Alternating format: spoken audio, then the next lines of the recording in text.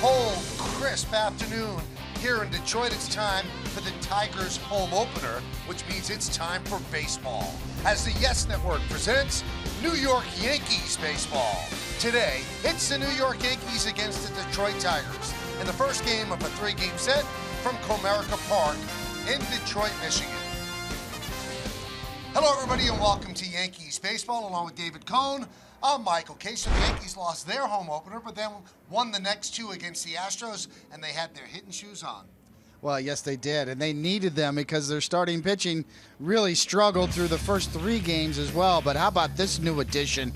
Hey, Brian Cashman, nice move. Starlin Castro likes hitting in the Bronx. I mean, it seems like every time he steps into the box, he's must-watch TV now on the Yankee side of things. And then, of course, how about the old dog? Maybe not so old. Mark Teixeira says he wants to play 5 more years. He's looking pretty youthful now, and a rare opposite field home run for Mark Teixeira. Boy, if he starts doing that, watch out. He was on an MVP pace last year. Stay healthy this year, Mark, and he's off to a good start. Pretty gaudy numbers for both of them. So 583 batting average for Castro, 7 for 12, 2 home runs and 8 ribbies. And Teixeira, 4 for 11, 2 home runs and 7 runs batted in. Let's move to today in today's pitching matchup. Brought to you by People's United Bank NA. See what know-how can do for you. Jordan Zimmerman, free agent signing for the Tigers. He'll get his first start. And Luis Severino gets to go for the Yankees. And David, he burst upon the scene toward the ends of last year, and the Yankees love what they see. Yes, they do. There's going to be no limits on this young flamethrower this year. So maybe, can you say ace? It's there for the taking. The Yankees need Severino more than ever right now. You don't want to put that label on a young guy. When you see pitches like that, just explosive stuff, a true 3-pitch pitcher, mid-90s, upper 90s with his fastball, and a real presence on the mound as well, and confidence to go with it. And he's going to face a completely different Tiger team because they made some big moves, big trades, big signings during the offseason. We'll take a look at the new Detroit Tigers when we return right here on Yes.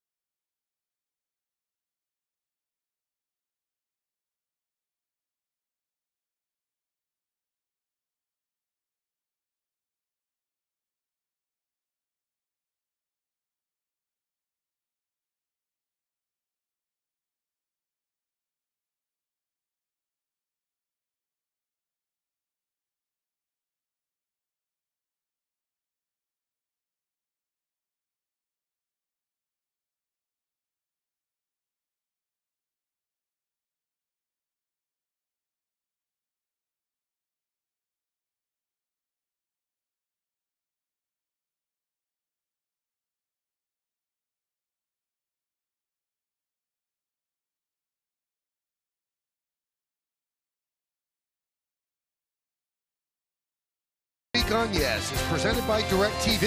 If you call yourself a sports fan, you've got to get DirecTV. Call 1-800-DirecTV. Well, the Yankees are playing the Tigers today, and the Tigers have made some changes during the offseason. This is a team that finished last, so they went big into the free agent market. They improved their bullpen with K-Rod. Jordan Zimmerman's getting the start today. Justin Upton, Cameron Maybin, who obviously is on the DL. Justin Wilson in a trade with the Yankees, bolstering their bullpen.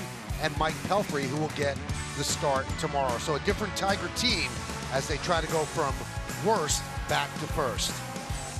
We've got so much to do today. Comerica Park filling up quickly. Lineups, first pitch, baseball, Yankees, Tigers next on Yes.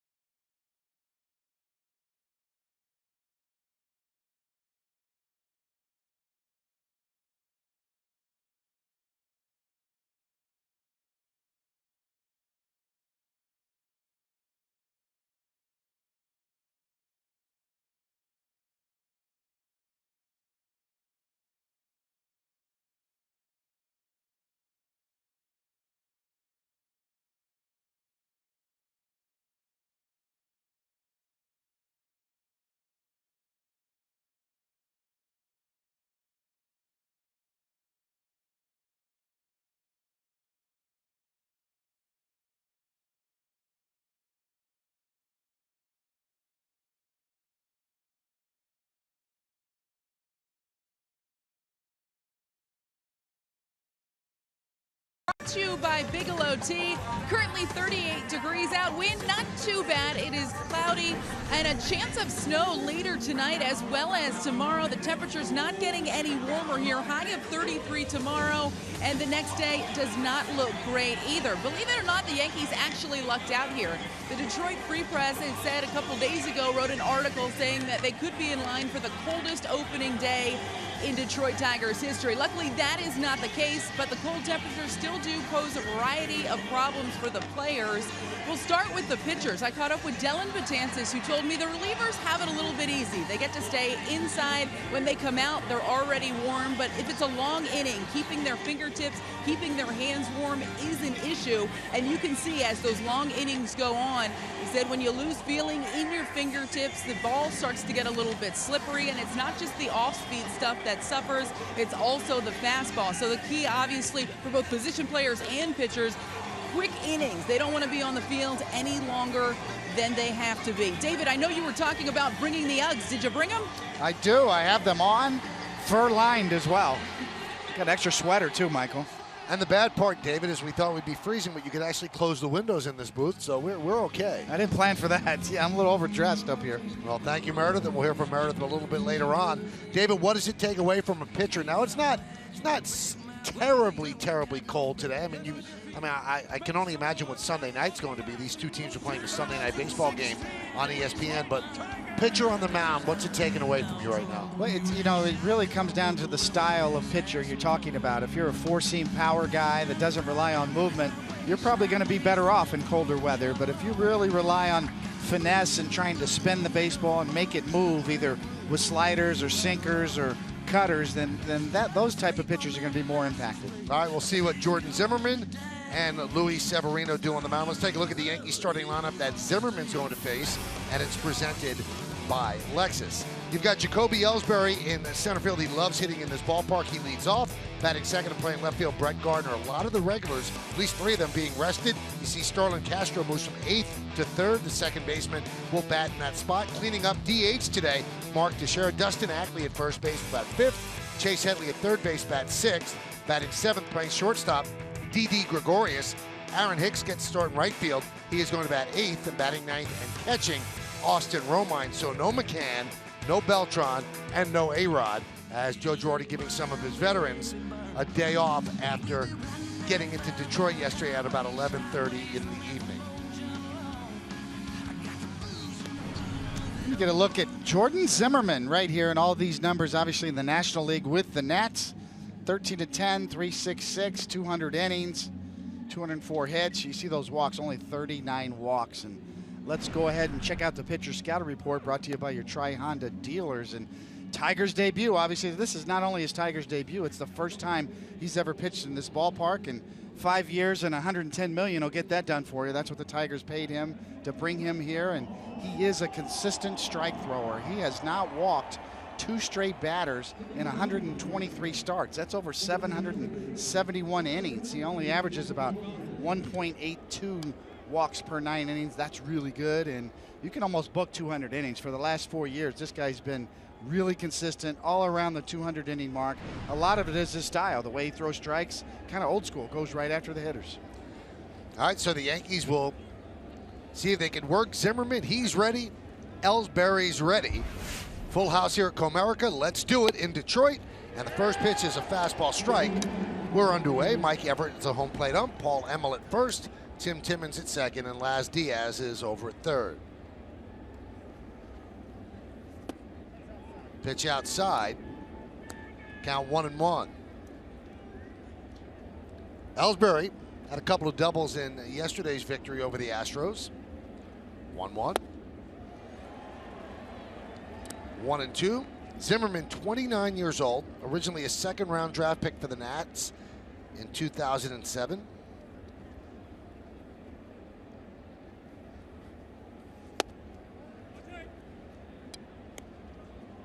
I think that's why the Tigers signed him, Michael. They really felt like it was going to be a safe choice. I mean, the guy's so consistent, 29 years old, right in the prime of his career.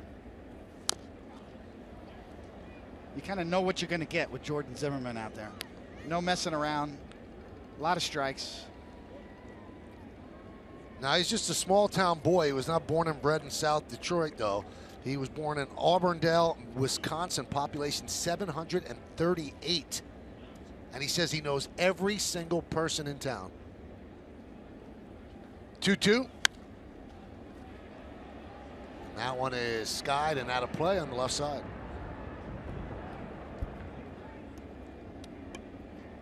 David, there's a main street that runs through Auburndale, and it's 2.3 miles long from one end of town to the other. So it's not a big city, and he likes it that way. He goes back home every single off season and not looking for the bright lights, keeps a low profile, and thinks he could do that here in Detroit. 2-2. Popped up down the left field line, and oh, what a play by Castellanos for the first out of the game. Beautiful play by the third baseman of the Tigers. Castellanos, good range. And to the knees and a flop. Great catch, not so great finish, but well done overall. Kind of get caught in between go ahead and diving and then try to hit your knees, and you end up stuck in the mud. Yeah, he stuck the landing for sure. So here's Brett Gardner. We told you this Yankee lineup has a little bit of a different look, where you're giving Beltran and you're giving A-Rod and you're giving McCann days off the same day. And Joe Girardi said before the game, he said, I've got to be really attentive to this. We don't have a team of 25-year-olds, and I've got to give these guys rest.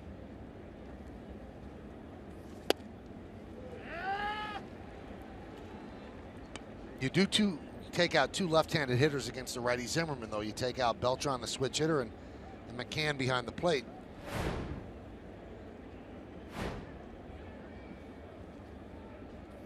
And some of this might have been necessitated by the rain out on opening day, because what you would have had was 1 day, off day, 2 days. Instead, you had 3 days in a row that these guys played, and he wants to give them the day off today. And you know Girardi's looking for chances to get Hicks in there. And I think they really want to avoid having Alex play 151 games again. And you saw that severe drop-off in his production last year in the final 6 weeks of the year. 3-1 to Gardner. Foul back, 3-2. Jordan Zimmerman, especially last year, had a little more trouble with left-handed batters. A 284 batting average against him last year in 2015, and right-handers just 243. By far the worst separation in his career, righties versus lefties.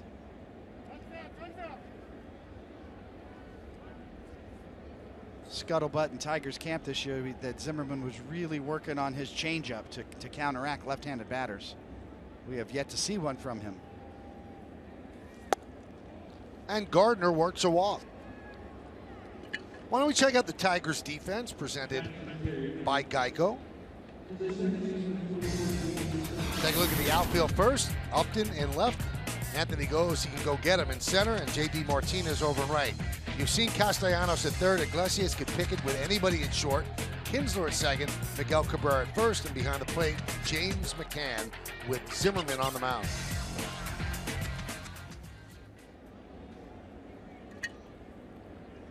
Here's Starlin Castro.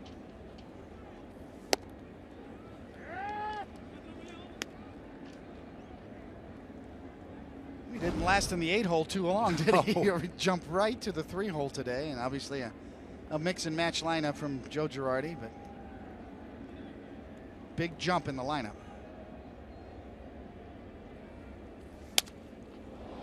Chopped up the middle. Iglesias fields, flips the second one on to first. Double play.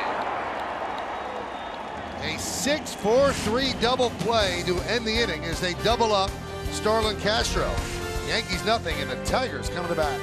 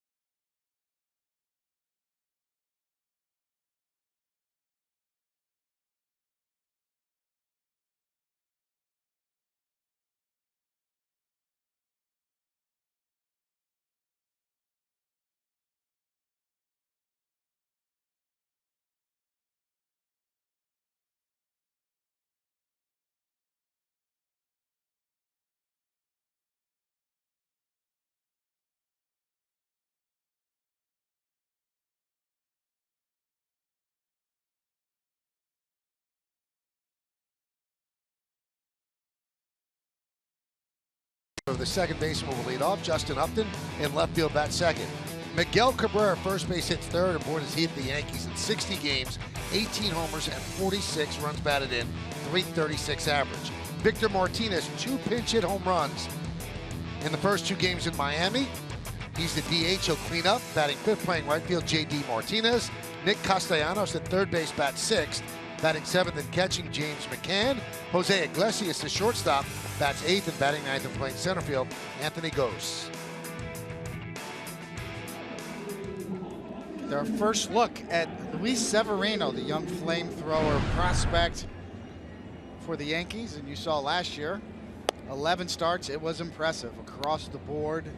56 strikeouts and 62 in the third innings. And let's go ahead and check out the pitcher scouting report brought to you by your Tri-Honda dealers. And yes, he does have an explosive fastball. He showed it all spring. I think it's getting better. We saw him in the mid to upper 90s all spring long. I mean, he retains that velocity throughout the starts, as we saw last year. And improving slider, too. I think this is the key for Severino. At times last year, he tended to hang that slider. The times he got hurt, that was the pitch that really kind of burned him. He's really concentrated on improving that slider, and we saw it in the spring as sharper, quicker, and making less mistakes. And there's no limits, Michael, as you said, all spring long. He's good to go. I mean, there's no pitch counts. There is no innings limits. So Luis Severino is full metal jacket, ready to go. And Ian Kinsler digs in. Yankees shade up the middle in the infield for Kinsler, and he takes the first pitch strike. Tigers won the first 2 games of the season in Miami against the Marlins. And Victor Martinez, whose hamstring is barking just a bit, couldn't play in the field. He's a DH anyway by trade now. So he came off the bench 2 days in a row with pinch hit home runs. That one is lined down the right field line, a base hit for Kinsler. That is going to go into the corner, dug out of the corner by Hicks, and Kinsler with a double to start off the first.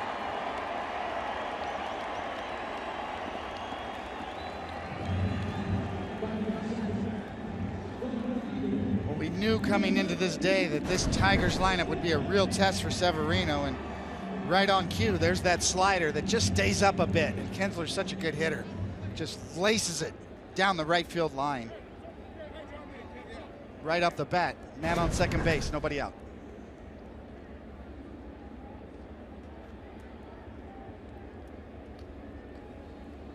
Here's Justin Upton.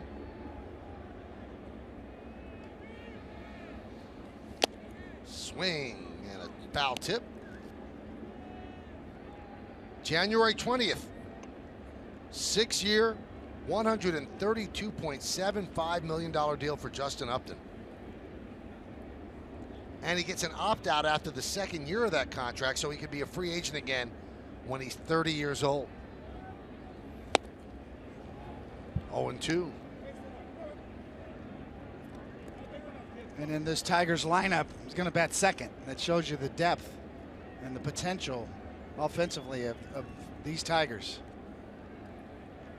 Got to be nice hitting in front of Miguel Cabrera.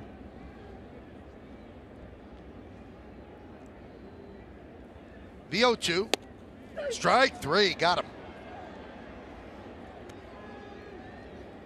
So Upton down on strikes, 1 away. Well, this is the good night part.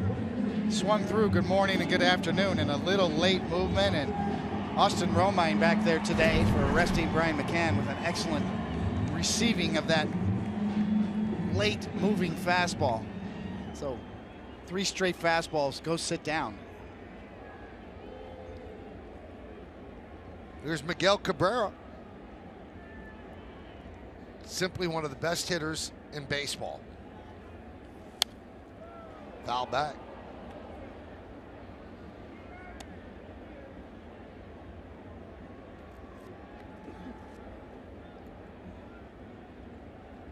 I think among his peers, Michael, just when you look at Miguel Cabrera, he's just a magician in the batter's box. Just the way he handles pitches, the way he swings the bat, kind of like a pure shooter in basketball.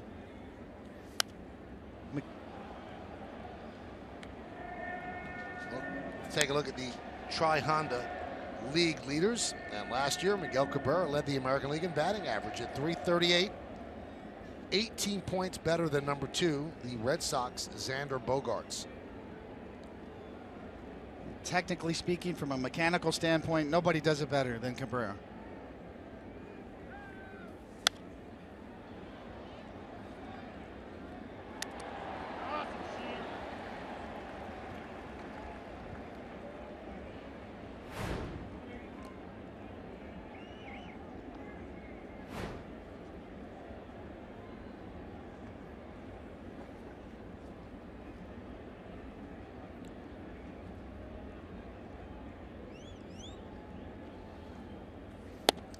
You know, he has great plate coverage. And there's a little statistical oddity about the length of his arms. His left arm is 2 inches longer than his right arm. And he says that gives him full extension to get the outside pitch.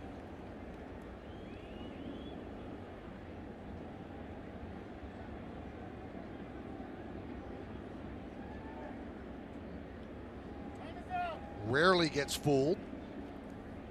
Has a plan when he gets up there. Just a pure hitter. We told you the numbers giving you the lineup. He's always hurt the Yanks. The 1-2. 2-2.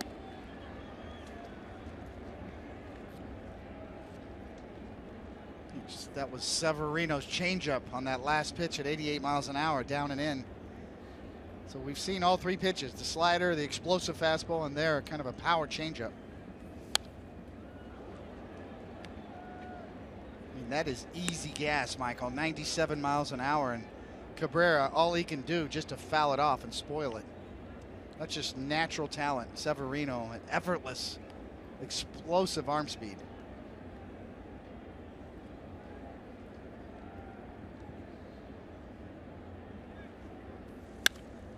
There's a base hit to right field.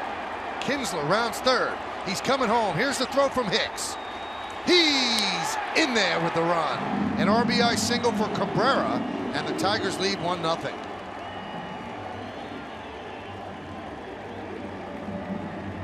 We're going to go ahead and go pitch by pitch here and show you this at bat, how Severino attacks Cabrera. It's a slider right there. Cabrera's late on it. Fastball beats him in. Another slider, kind of up. Cabrera fights it off. Fastball up. Check swing. There's the power changeup down and in. Fastball beating him consistently with the fastball, and then gets beat with another slider that stays up, the worst pitch of the bunch. So far Severino's gotten beat with the slider twice after consistently blowing his fastball by these first 2 hitters. Well, here's Victor Martinez with a runner on first base, 1 run in. Lined at Castro.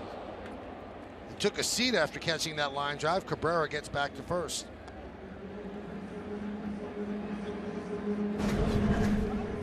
We know Hicks has got a cannon in right field, and he delivers. Right on the money, right through the cutoff man. Just not in time. Too much foot speed.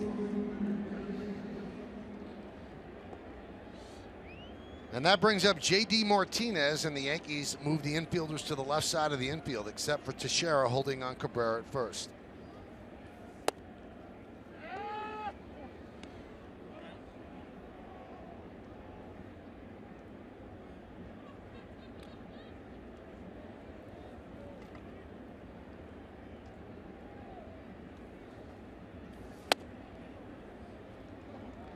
Give you the Yankee defense presented by Geico. Gardner, Ellsbury, and Hicks in the outfield.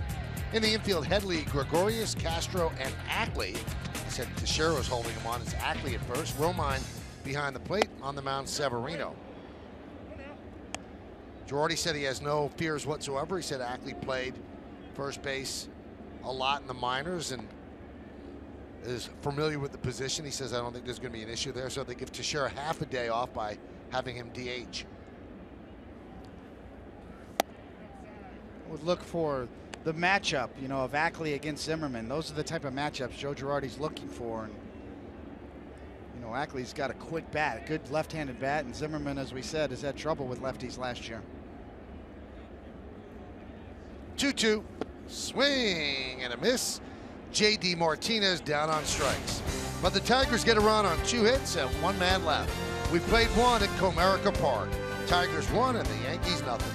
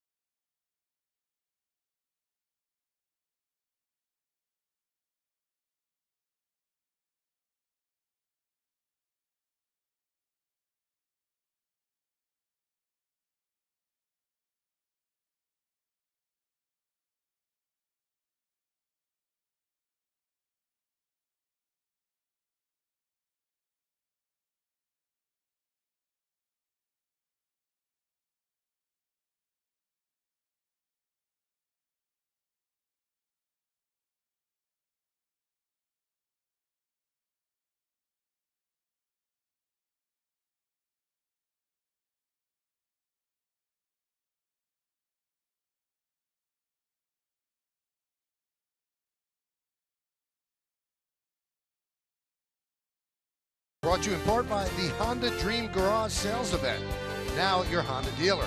By Geico, 15 minutes could save you 15% or more on car insurance. And by People's United Bank NA, putting the power of know-how to work for you. The famous Fox Theater right across the street from Comerica Park. That theater also owned by the Ilitch family, who owns the Tigers. And the Red Wings, and they're building a new arena for the Red Wings about 2 blocks away. Really building up this area. The 0-1 to Teixeira. 1-1. I don't know if there's much of a better owner in all of sports than Mike Ilitch. Mission is to win by any means necessary.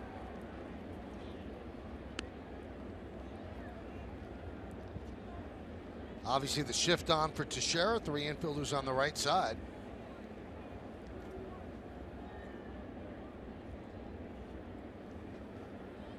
Well, it's interesting, David. Dave Dombrowski was here for a while as a GM, and they did not renew his contract. Al Avila, who was an assistant under Dombrowski, ascended to that position as Teixeira swings and misses. And the thought was that they were going to break down the team and rebuild. But when you have an owner in his 80s, you are not buying green bananas. So Mike Ilitch wants to invest in the team and try to win a World Series while he's still here. So he gave Avila the go-ahead, and that's why they signed a guy like Jordan Zimmerman and Justin Upton and players like that. And it's the right move when you consider that your core players, namely led by Miguel Cabrera, are still in their prime. And Ian Kinsler, one of the best second basemen in the game. Justin Verlander.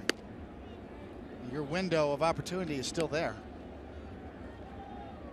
Count 1-0 on Dustin Ackley. There's a strike. David mentioned earlier, Zimmerman signed a 5-year, $110 million deal. Left the Nats to come here to the Tigers. And the Tigers had taken Max Scherzer from, or the Nats had taken Max Scherzer from the Tigers the year before. So a swap of pitchers. Much different pitchers, though. At a 50% discount, yes. Just about to the dollar. Scherzer was over $200 million with his contract.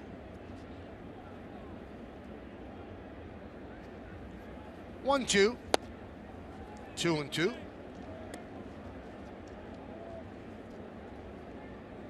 Zimmerman actually threw the first no-hitter in Washington Nationals history in 2014, a 1-0 no-hitter against the Marlins.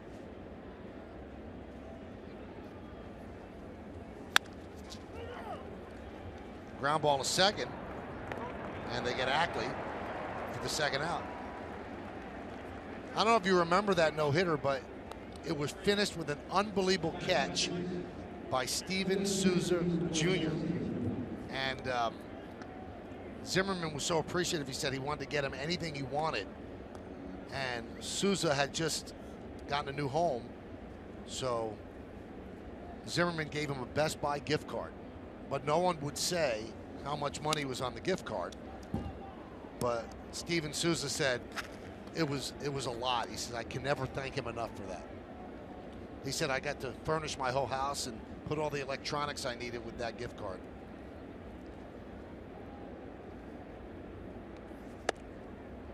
It's like one of those home improvement shows, right? Yeah.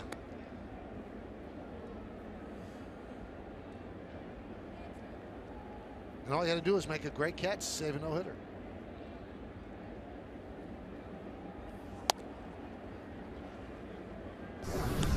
And here's that catch. That got Best Buy some business. Wow. That's worth some TVs. 3-0. And Headley walks. Second walk issued by Zimmerman. And boy, David gave you the scouting report. He doesn't walk many people.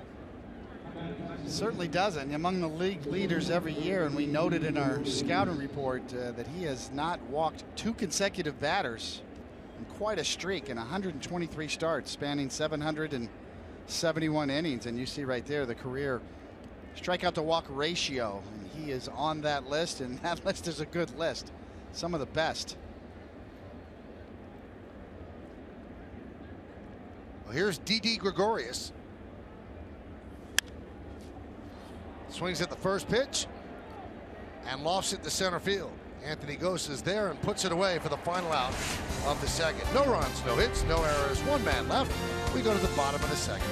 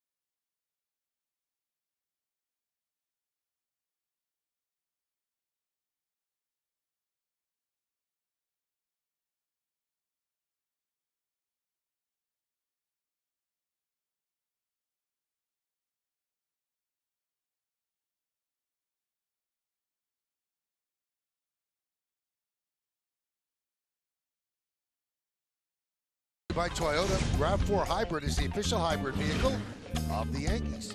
All right, excluding the Yankees, what team do you think has the best lineup in the American League and why? One of our answers, I think the Blue Jays do. All of them can hit or can either hit a homer or get a clutch hit. Pretty good lineup. A lot of good lineups in the American League. Follow Yes Network and tweet us your responses using hashtag YankeesRAV4 Hybrid to keep the conversation going. Tigers have a good lineup. Orioles have a good lineup. Royals have a good lineup. Here's Nick Castellanos. 1-0. The Yankees have a good lineup. I know that was excluding the Yankees, that question, but Toronto is the league leader coming off they're the defending champs. And they play in Toronto in that ballpark that yields a lot of runs.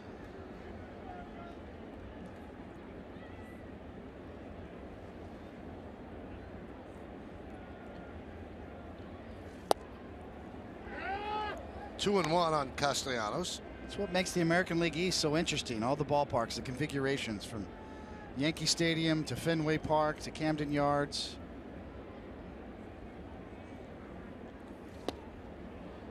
Two.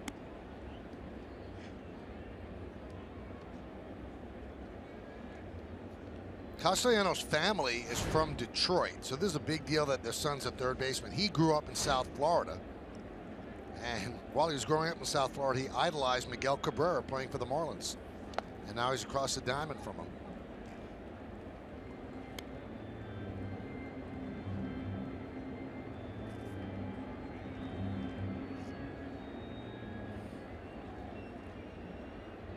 It's one of the classic looking uniforms too. The Tigers, their home whites. Grounded in the hole, diving stop by Gregorius. From his knees, fires. Not in time, just beat it out. Nice play by Gregorius, making it as close as it was.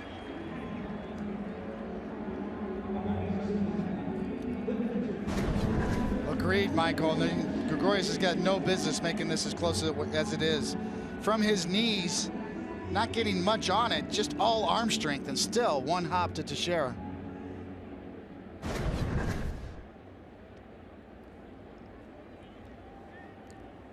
Actually, Ackley, my mistake.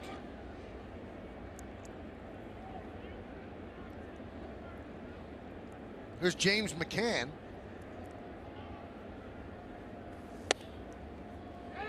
And a strike.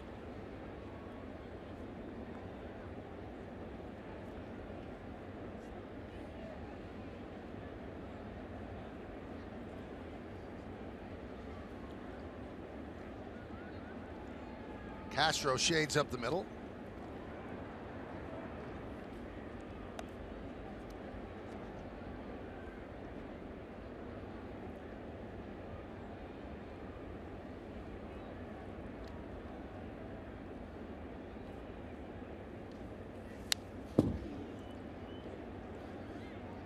Now this is the fourth game of the year for the Yankees, and Severino on the mound, which would tell you that in the pecking order of the rotation, he is their fourth starter. But if you talk to baseball scouts, especially during spring training, they will just say with no equivocation, he's the best starter on the team. He's their #1 starter. But you line up rotations in certain ways for matchups that are upcoming, and maybe to take some pressure off him not starting the first game of the year. But many consider him the most talented pitcher on the Yankee staff as he strikes out McCann. It's hard to put that kind of pressure on a 22-year-old, but he's got that sort of stuff. He really does. You know, the last piece of the puzzle is what you learn out there on your own. That can't be taught. Just making adjustments on the fly, learning how to bury that slider a little better. We saw him in the first inning with great stuff, but getting beat on sliders up in the zone once again. On a cold day out there, it's certainly to be expected. Here is Iglesias. Count 1-0.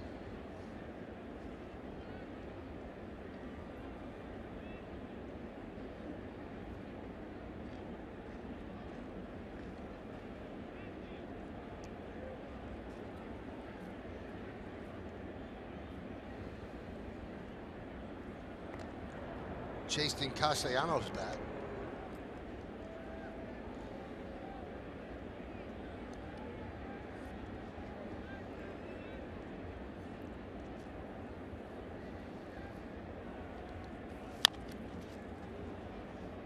Now, there was some thought during the offseason that the Tigers would let Brad Ausmus go. They had finished first 4 years in a row in the Central, and then out of nowhere, last year it all fell apart, and they dropped into last place. And there was some thought about changing managers, but Jim Leyland, the man who Ausmus replaced and is now an advisor to the Tigers, got together with the Tigers front office and said, this is the guy. He does not deserve to be fired off that 1 year. So he's in the final year of a 3-year contract. Team holds an option for another year, and they decided to keep the 47-year-old Brad Ausmus. Longtime bench coach Gene Lamont still there with him, was Leyland's sidekick for years. Actually managed the Pirates for a while too. Always thought Gino would get another chance to manage. I mean, one of the great baseball minds and coaches. Up the middle, grabbed there by Castro, steps on the bag for one. Over to second, it is a double play, a 4-4-3. No runs a hit, nobody left. Let's go to the third.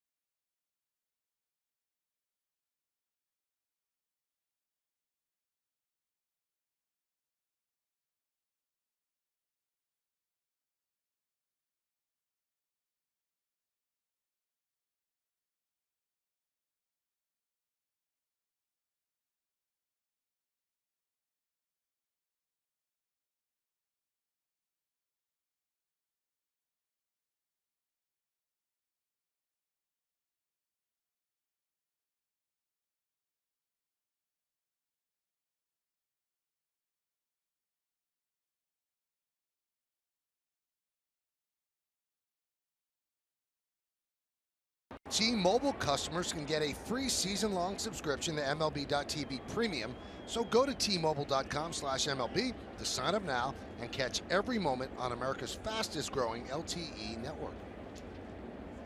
All right, we go to the third inning. Aaron Hicks will lead off against Jordan Zimmerman.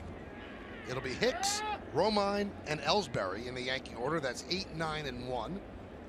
If you just tuned in, Yankees resting A-Rod, Beltran, and McCann on the same day. There's a strike. Now Hicks is a switch hitter. His better side is from the right side. And he will see most of his action against left-handed starters.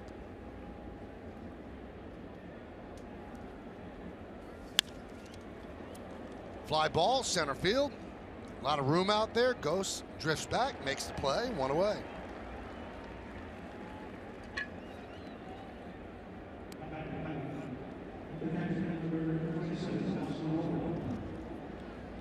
So here's Austin Romine. He made this Yankee team with a very good spring training. He knows he has to hit better, and he certainly did that in spring training, beating out Gary Sanchez, who looked like a prohibitive favorite coming in for the backup position behind McCann. But Romine, who's been up and down and taken off the 40-man roster, showing perseverance and making the Yankees and backing up McCann. And he takes a first pitch strike. You know, they say spring training numbers don't matter that much, but for a guy like Austin Romine, they did. And a lot of the damage he did early in camp. 4 early doubles. Got off to a hot start and changed the whole dynamic of that argument on who's going to be the backup catcher. Has to be pretty cool for his family. Andrew Romine is in the other dugout, so 2 siblings playing against each other here in Detroit. Fly ball, right field. J.D. Martinez will make the play for the second out.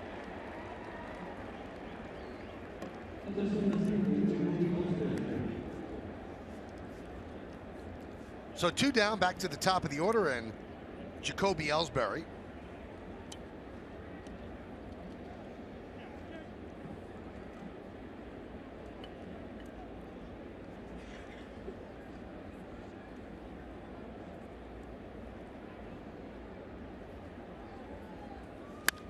Grounded up the middle, a base hit. Ellsbury with a 2-out single.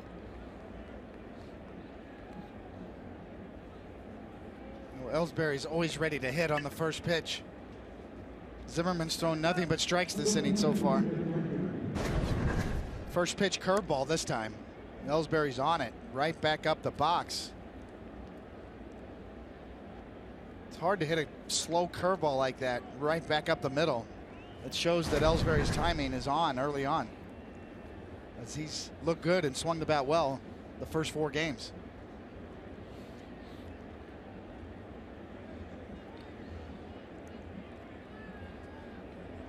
Here's Brett Gardner. He walked in the first inning.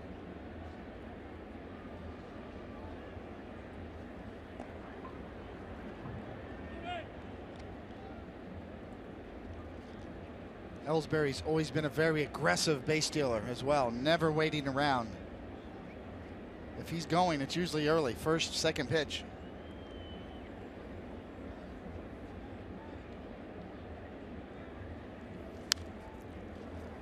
Foul back here, 0-1.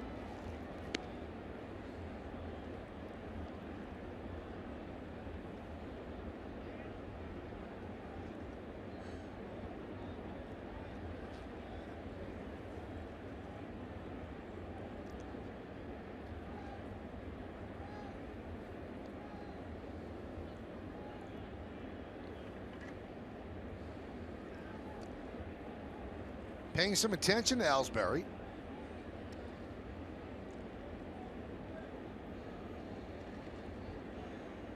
It's a good time to take a chance, really. I mean, even Gardner down 0-1 here.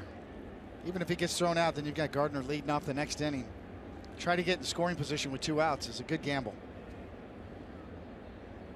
There he goes. Pitch is high. Throw to second. Great throw. They got him. So Ellsbury tries to swipe second. James McCann had other ideas. No runs, a hit, no errors because of the caught stealing. Nobody left on base. We go to the bottom of the third. 1-0 Tigers.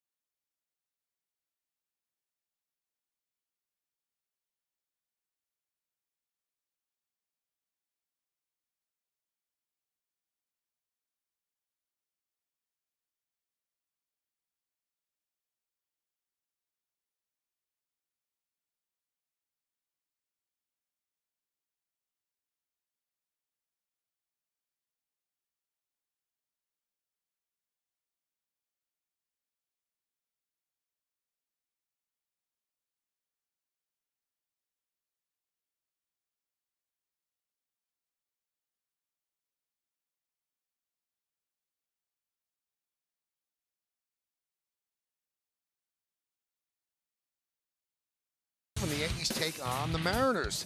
It's calendar day, and all guests in attendance will receive a 2016 Yankees calendar courtesy of MasterCard. For tickets, log on to Yankees.com, visit the Yankee Stadium ticket window, Yankees clubhouse shops, or call Ticketmaster at 877-469-9849. We go to the bottom of the third, 1-0 Tigers. Anthony Gose will lead off. 9-1-2 in Detroit's order against the youngster Severino.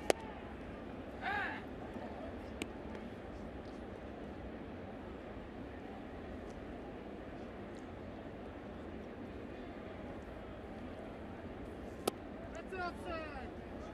1-1.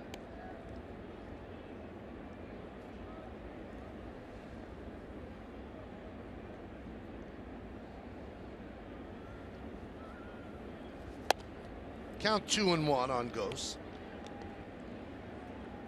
We have good microphones. Our audio team great today. You can hear the umpire on close pitches. He'll tell you exactly where it was. And Count 3-1.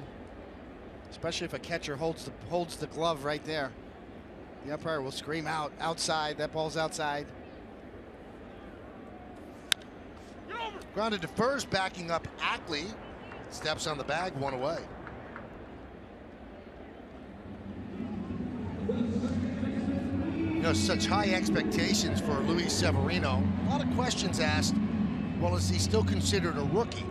No, he is not eligible for the Rookie of the Year award. For pitchers, anything that exceeds 50 innings in a season would preclude you from being a rookie. So he's over that from last year with his 11 starts. So he could win the Cy Young, he just can't win the Rookie of the Year. There's a strike to Ian Kinsler.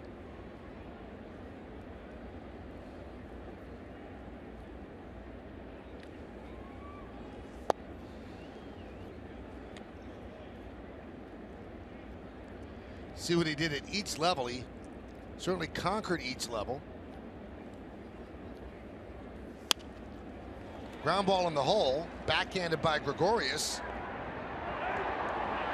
And beating it out is Kinsler. I believe that Ackley's foot came off the bag.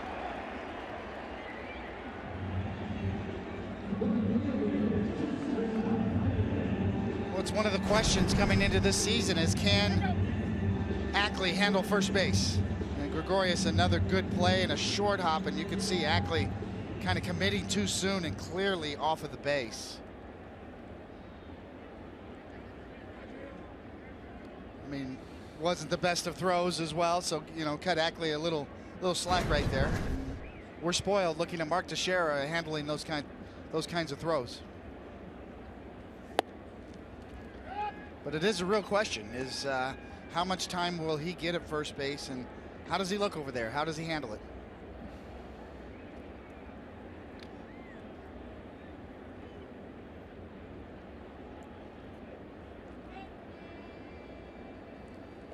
If you remember, last year they dabbled just for a short period of time with A-Rod at first. He wanted no part of it, didn't feel comfortable, so he's not an option there. The other backup infielder, Ronald Torreyes, first base is not in his skill set, so the way this roster is built, it's Ackley or maybe Brian McCann, if need be.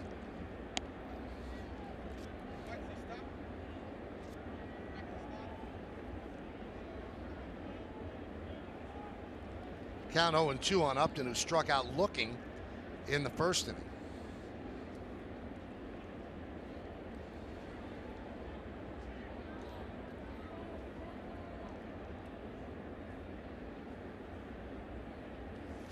Swing and a miss, overpowered as Upton down on strikes for the second time.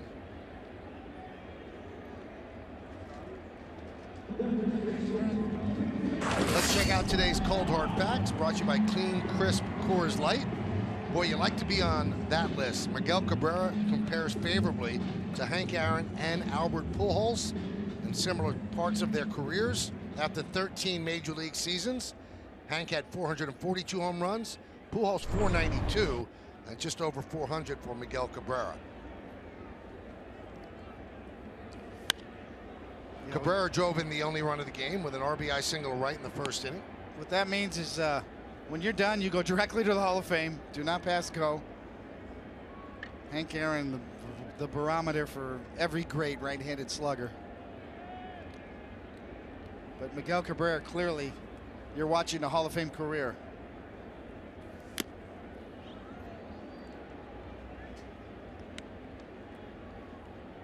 And on the mound, Luis Severino, you know, you talked about labels. He's not a rookie. He can only win this or that.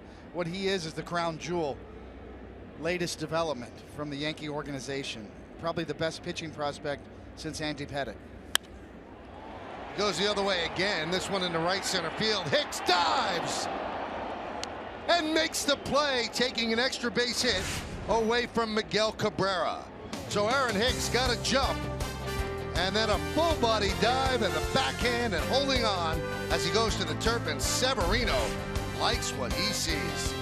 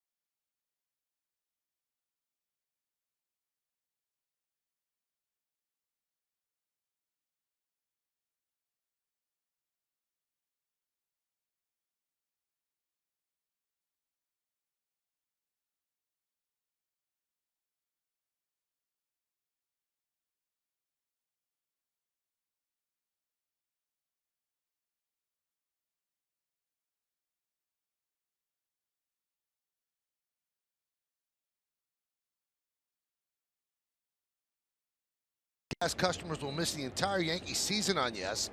There are other TV providers that carry Yes, including DirecTV, Frontier, PlayStation Vue, and Verizon Fios. Don't miss any Yankees games on Yes. For more information, go to keepyesnetwork.com. Here's Brett Gardner. He was at the plate when Jacoby Ellsbury got thrown out trying to steal. So he gets a fresh count.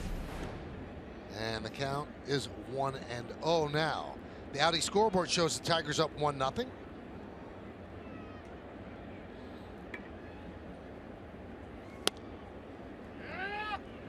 One and one. Bright sunny day here in Detroit. 41 degrees right now, so it's getting a bit warmer. They're expecting snow to hit the area around 5 o'clock in the afternoon, with some accumulation, and tomorrow is supposed to be colder than today. And then Sunday night, it's anybody's guess.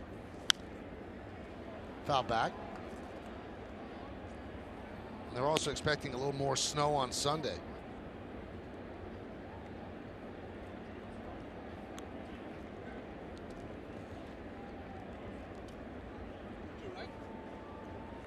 Yankees catch a break, and it's something that Joe Girardi has always spoken about, because the Yankees seem to play so many Sunday night games.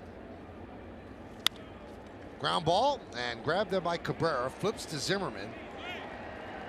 One away. They have the off day on Monday, and he said it'd be great after Sunday night games if you could actually have off days. Last April it snowed here while the Yankees were in town, so they're used to the inclement weather in Motown. David Price went with the short sleeves before the deal that sent him to Toronto. David Price got beat up that game pretty good, didn't he? I think knocked out, almost 8 earned runs.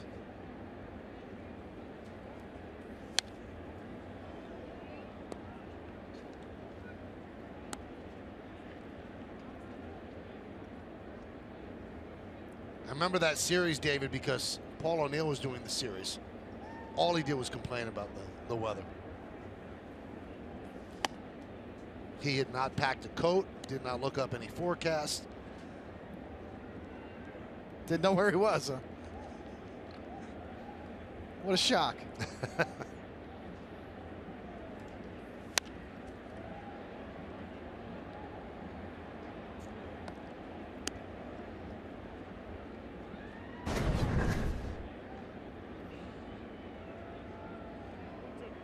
Lost the bat there for a moment.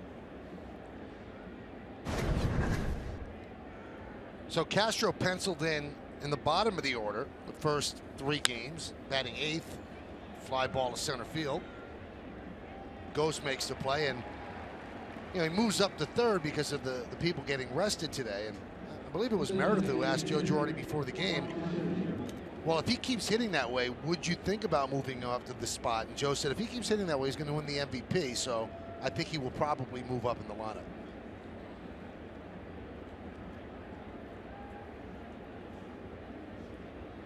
Here's Teixeira.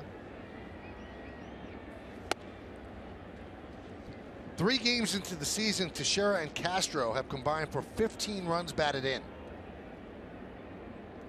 And that's tied for the most ever by an AL duo through the first 3 games of a season. Amazing, right? And they started keeping stats in official RBI stat in 1920. So these are the guys that have done it. Babe Ruth and Lou Gehrig in 32. Teixeira hits one past Kinsler and picks up a base hit. In 1942, Ted Williams and Pete Fox combined for 15 ribbies. In 1982, Ben Ogilvie and Cecil Cooper combined for 15. And then Castro and Teixeira combined for 15. Who knew? Interesting numbers. Also the backdrop of the RBI in general being an opportunistic stat. You got to have people on base in order to have RBI, even have a chance for RBI. So that's a big debate in the sabermetric community. The validity of comparing players by RBIs only. Not trying to diminish the stat, but nonetheless, you can't have an RBI without somebody on base. So opportunities do play a role.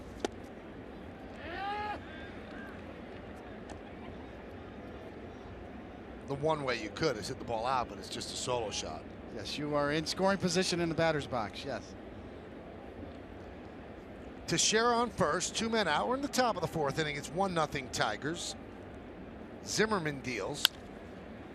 Ackley with a fly ball down the left field line, Upton toward the line, makes the play in fair territory for the final out of the inning.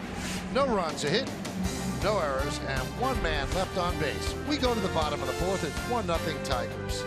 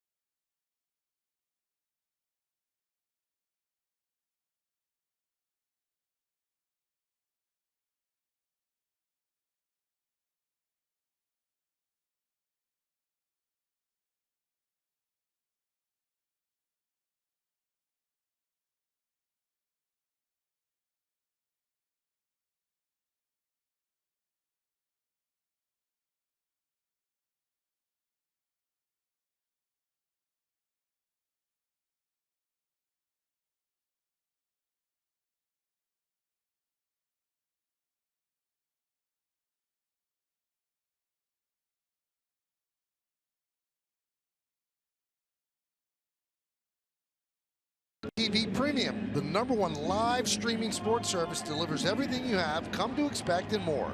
Watch every out-of-market game live in HD on over 400 supported devices. Includes a free subscription to At Bat Premium, the #1 app for live baseball.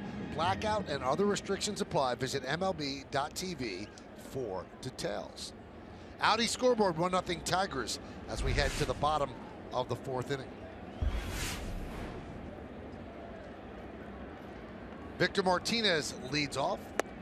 Now, we mentioned no DH in National League cities in interleague play, so also his legs are questionable. Victor Martinez couldn't play against the Marlins in the first 2 games, but he pinch hit twice and hit home runs each time. And this is a guy who says, I hate pinch hitting. But David, I would think that being a full-time DH, you're kind of pinch hitting 4 times a game. Well, it's true. It's a different mindset, without a doubt.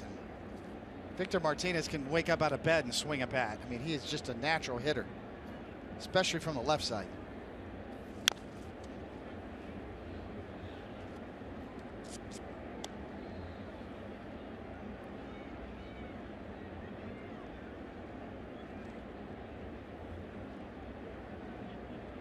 It's interesting to me, you know, to talk about this, the difference between the National League and the American League. Obviously, the DH, and the argument swinging back the other way is, as far as adding the DH in the National League, has gained some momentum over the last couple of years.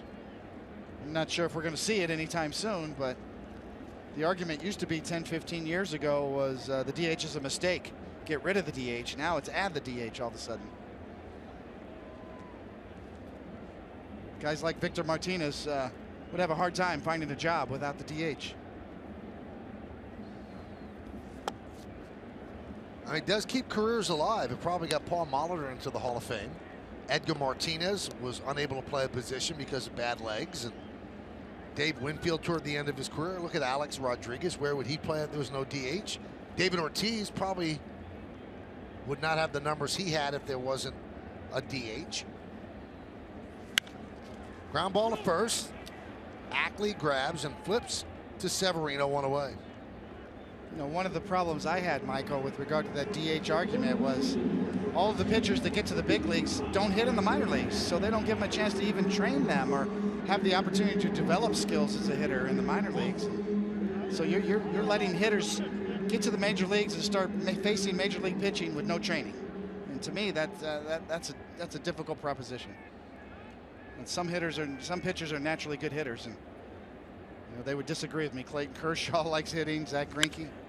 J.D. Martinez with a fly ball to deep center, and that drops in front of Ellsbury, who misplayed that ball, and he holds J.D. Martinez to a single.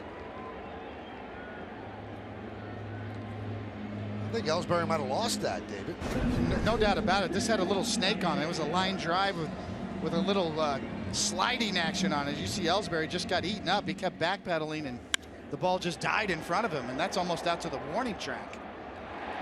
So Ellsbury clearly trouble finding that ball, and then also the movement on that ball. We're right behind home plate up here in the broadcast booth, and that ball had a real rat tail on it, real movement on a slicing line drive. Castellanos takes a strike.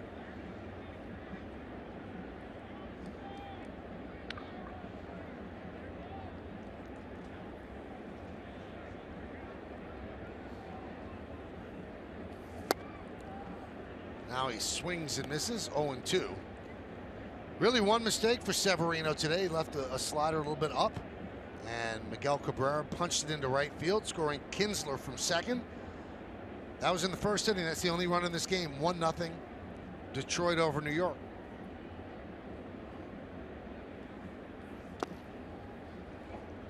Time is up. What?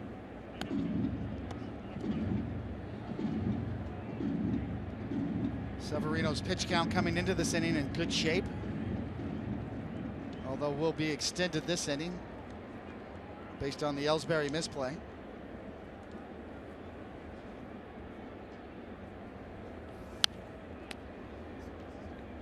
But that's the thing you can't teach right there, just that live fastball. 95 still here in the bottom of the fourth inning. He has consistently beat the Tiger hitters all day long with his fastball. Late swings, jam shots, a lot of foul balls over the right field dugout from right-handed hitters.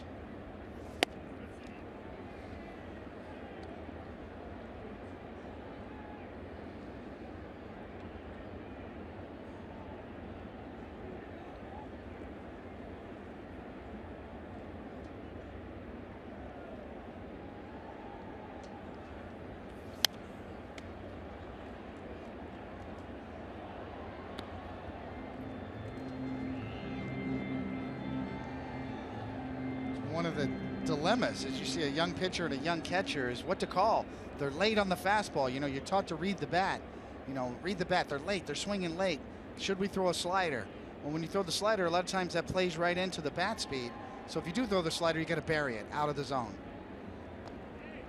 Quick move to first as Martinez dives back. It's probably, you mentioned in the first inning the one run that was scored. So we get a look here. Maybe leaning just a bit. Clearly back. If you just leave the slider up a little bit, Severino, then it's right into their bat speed, like that right there. Base hit through the right side. Hicks comes up and flips it into Castro. So Castellanos is 2 for 2 as Martinez moves to second. Girardi's thinking the same thing right now. An ex-catcher. This is another slider that stays in the zone and just allows for the bat speed to catch up enough to shoot it into the hole. So the last piece of the puzzle for Severino, and it is a cold day. It's hard to throw that slider with tight spin and miss down with it. But to throw that slider for a ball, miss. If you're going to miss down, not miss over the plate. We talked about that with both Pineda in his start, and Eovaldi for that matter, is being wild in the strike zone with their off-speed pitches as opposed to bouncing them or missing out. Make sure you miss out of the zone when you're ahead in the count with those pitches. There's James McCann. Fouls that one straight back.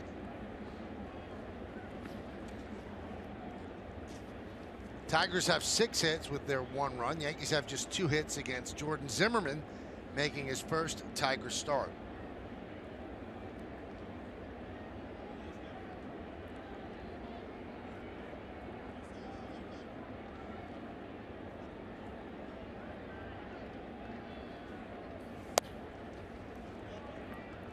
One and one.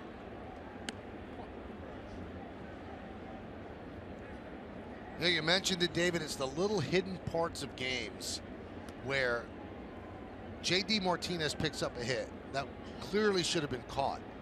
And all that does is add angst and high leverage pitches to his pitch count. And that's going to cost him innings toward the back end of the start. Without a doubt. A turning point right here. Grounded and stopped by Gregorius. He probably saves a run, but everybody's safe. A base hit for McCann.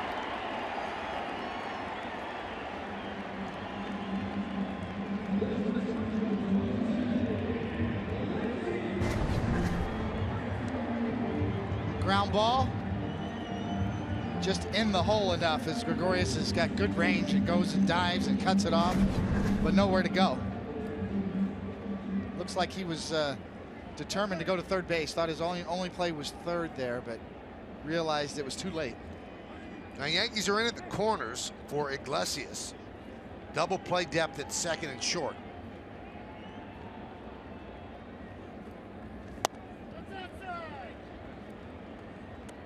The book on Iglesias was he was just a 5-star shortstop. Well, no one ever thought he was going to hit the way he hit last year. So an added bonus to a great glove. He's got good contact skills.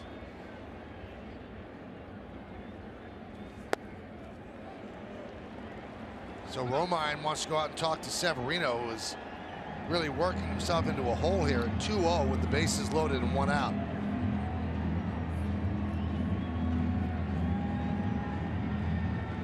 Not sure if they were together on that last pitch. It looked like Romine wasn't expecting it, even though it was down. It looked like a changeup that was down.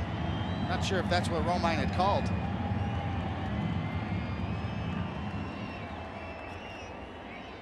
Bases loaded, 2-0 count.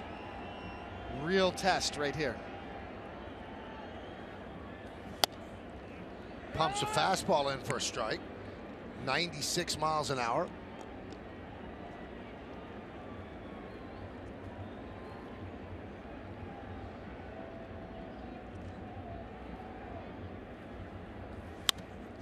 That one's looped into right field. It is a base hit. Martinez scores. They will hold Castellanos as the throw comes all the way to Romine.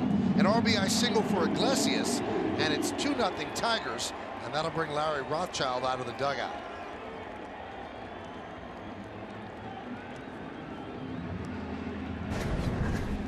Well, it looks like another slider on a 2-1 count. This one's in a good spot. Give Iglesias credit for going down and just making contact, serving that pitch into right field.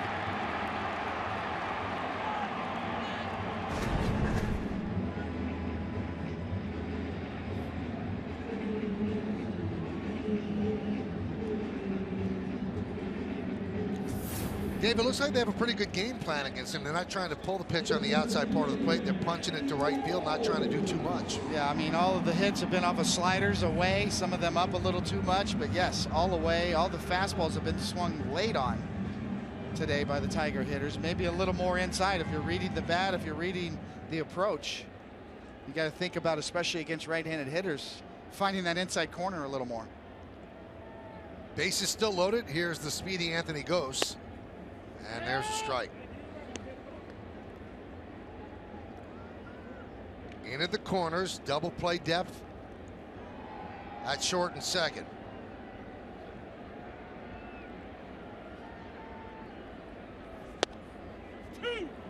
Hicks has the best arm in the outfield for the Yankees. He has a gun in right. Castellanos at third, McCann at second, Iglesias is at first. It's 2-0 Tigers.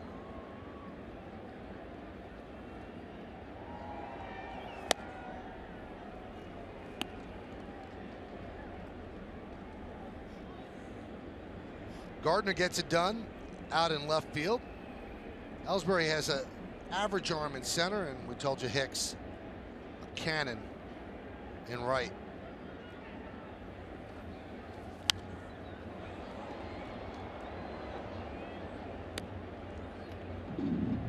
Looks like that's what Larry Rothschild said too. All these pitches inside now, even though it's a left-handed batter. But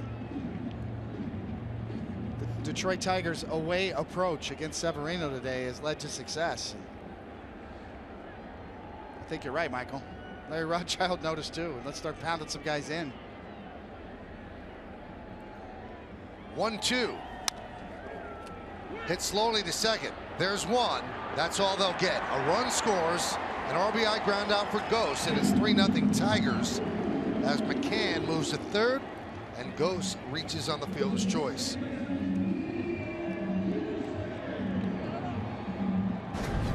Well, good pitch from Severino. Changeup down, just too much of soft contact, and Ghost runs far too well.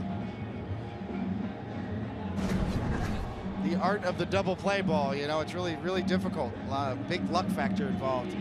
Not only getting the ground ball, but the right pace and the right location. No chance to turn that one.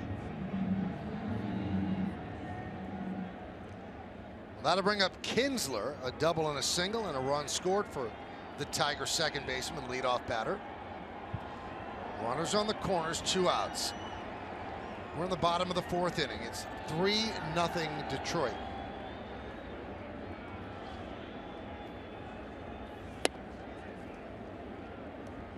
One and 0.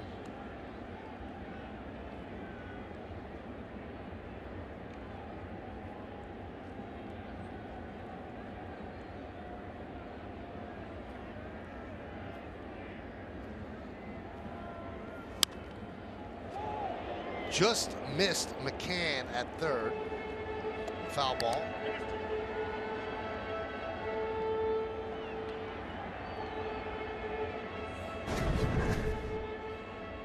Definitely trying to come in more. Another fastball in from Severino, and Kinsler's just a good hitter. He's been a good hitter for a while, off to a great start this year. Coming into this at bat, hitting .538 the young season.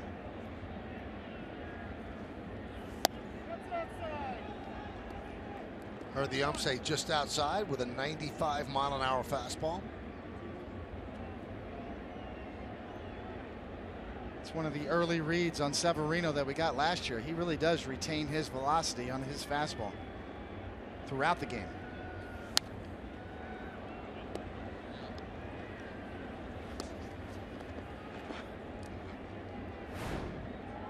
It's a big out right here. You know, it's still only 3-0. You got 2 outs, a tough hitter in the box. He's got 30 pitches going this inning. I thought he showed pretty good poise, really, in jams in here. Iglesias hit a pretty good pitch, got a ground ball, was hit too softly. Now you got to finish this inning off. 2 runs in, 2 balls, 2 strikes, 2 outs, 2 on. And the righty deals. Ground ball to second. Castro against Kinsler. And that'll do it. But 2 runs for the Tigers on 4 hits and 2 men left. 4 in the books in Detroit. It's 3-0 Tigers.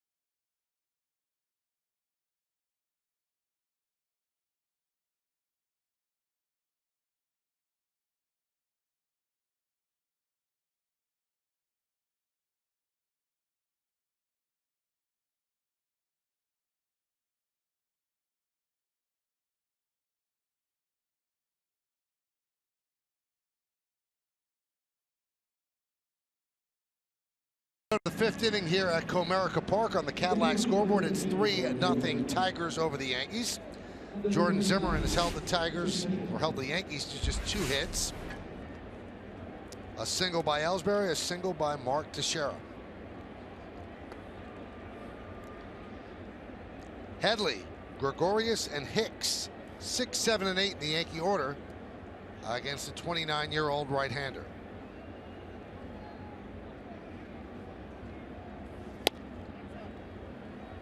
And Headley, who walked in the second, takes high, 1-0. Getting a bit more overcast here at Comerica Park. We told you some inclement weather incoming. But they expect they'll get this game in without incident. Amazing how time flies. Comerica Park opened in April of 2000. Seems like yesterday.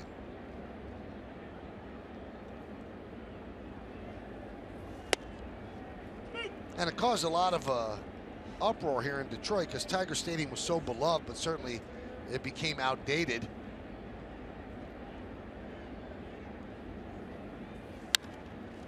Headley, fly ball to Ghost. 1 away, and now you hear good news that on the site of Tiger Stadium, which Tiger Stadium stood without being torn down for such a long time, then they made it into a baseball field without the stands, and now there's going to be a kids center built that should be completed by 2017 right on that site. Site where guys like Ty Cobb and Hank Greenberg and Al Kaline played, amongst many other great Tiger players. There was something special about seeing an upper deck shot, a home run in the old Tiger Stadium. 0-1 to Didi. Fly ball left field. Upton will put it away for the second out.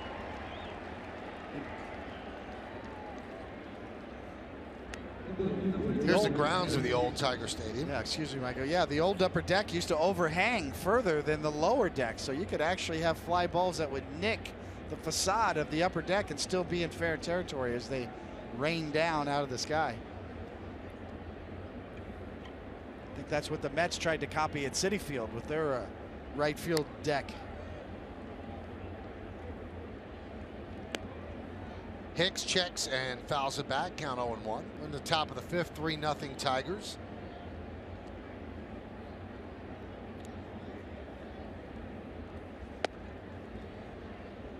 It's my last year with the Yankees when Comerica opened here, and boy, did this ballpark play big in year 2000. That was the first thing we all noticed, and the Yankees came in here to play. It's obviously since been changed quite a bit. The bullpen's added, the fences moved in. It's still one of the bigger ballparks, 420 to dead center.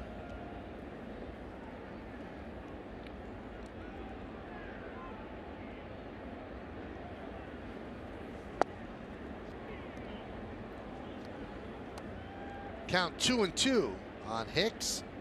Hicks with a fly ball to center. That was in the third.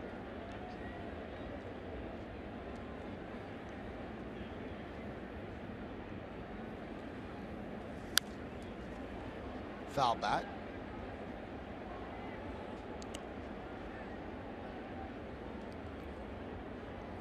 Pretty true to form from Jordan Zimmermann today. A lot of fastballs pumped right after guys, up in the zone, in.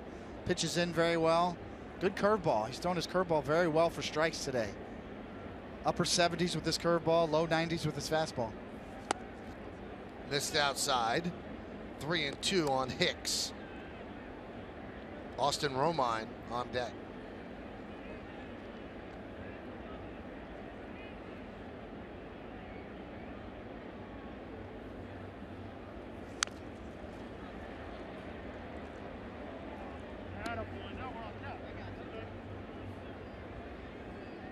When the Tigers were evaluating Zimmermann in the offseason and whether to take a chance on him, you know, as we said before, a 5-year, $110 million deal.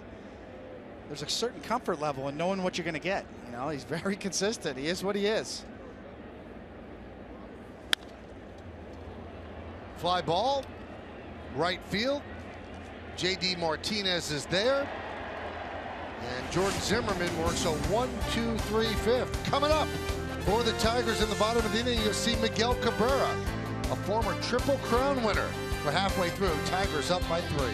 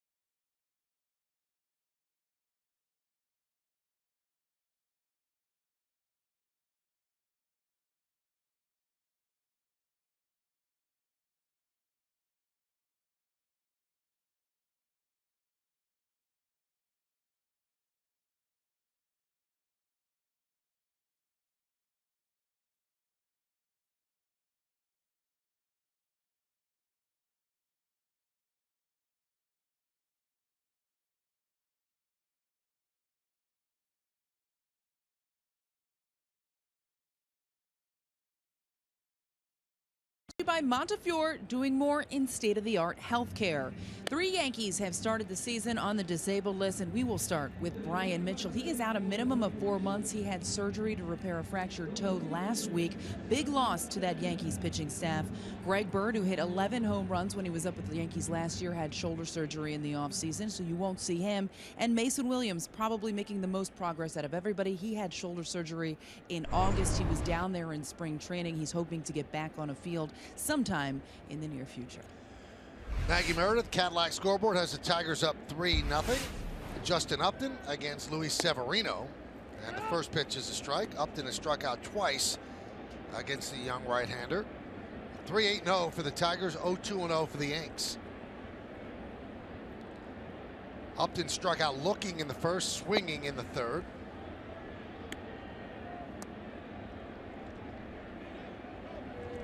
A lot of eyebrows were raised when Upton got a 6-year, $132.75 million contract.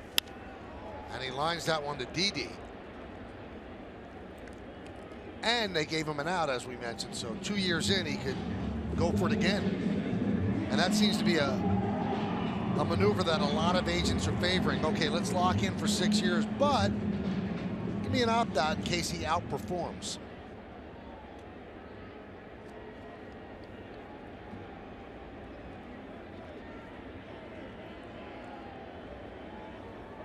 The Mets did that with Cespedes with a 1-year opt-out. So they gave him a 3-year deal, and he could opt out after the first year. Yeah, and the Yankees, obviously, recent history. Alex Rodriguez and CC Sabathia both negotiating opt-outs to their favor. And Tanaka has an opt-out after the 4th year of his deal.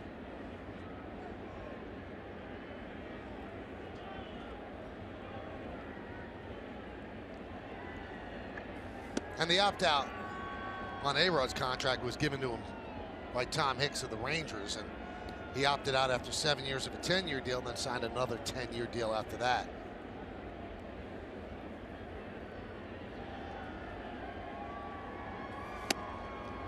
Two and two. Cabrera singled to right to drive in a run in the first, and a fly ball to right in the third. All that because Aaron Boone wanted to play a pickup basketball game, right? That's right.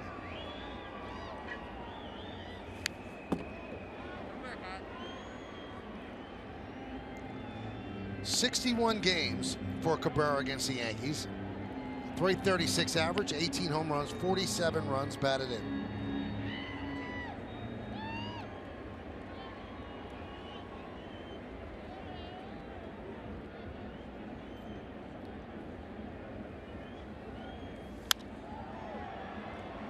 David, did you realize that Miguel Cabrera is so athletic that he was actually, as a kid in Venezuela, offered a professional contract in Switzerland to play volleyball?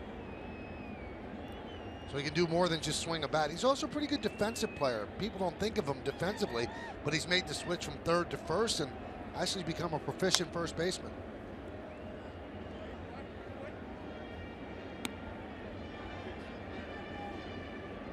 Well, very gifted hands. You could just tell mechanically the way he swings the bat. As pure as anybody in the big leagues. As I said, one of the best right-handed hitters you will ever see. Edgar Martinez was one of the best I ever faced, technically speaking. Miguel Cabrera, just perfect. Swing and a miss. Cabrera down on strike, second out of the fifth. We're going to show you Mr. Severino. We talked about retaining velocity. He's lost nothing on his stuff. First pitch slider down. He's starting to get on top of that slider a little bit. Gets away with one there. Backs up on the inside there. Fastball away. Fastball in. Beats him. Fastball right there. Beats him again. Changeup way out in front. And gas at 96 right on the outside corner. So Severino hasn't lost a thing on his fastball. Here's Victor Martinez. And there's a strike. I really think Severino's best secondary pitch has been that changeup today. And slider, he's kind of getting around it a little bit. A little flatter break to it than potentially he could have. That's the last piece of the puzzle. When he starts getting on top of that slider consistently and burying it, the strikeout rates will go way up.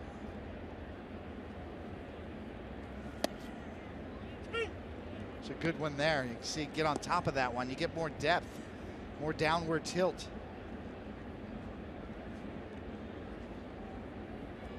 His fastball has been explosive all day.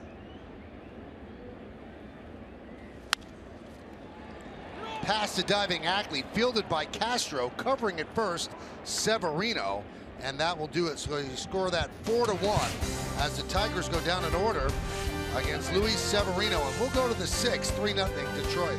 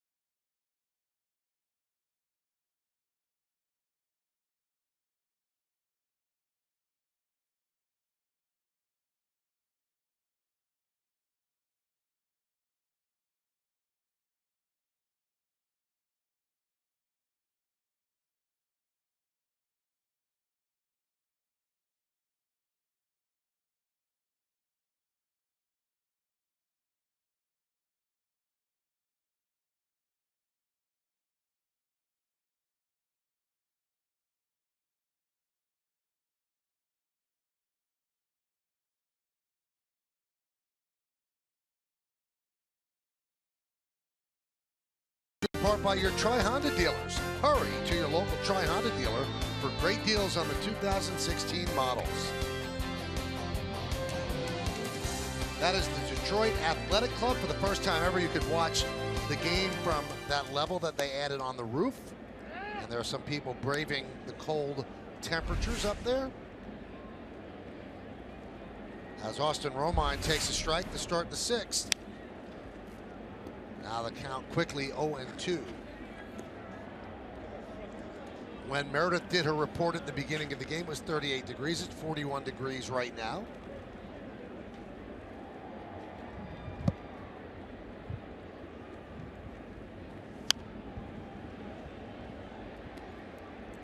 David absolutely disgusted by the 41 degrees. It wastes the Uggs, it wastes the long johns he packed, the whole deal.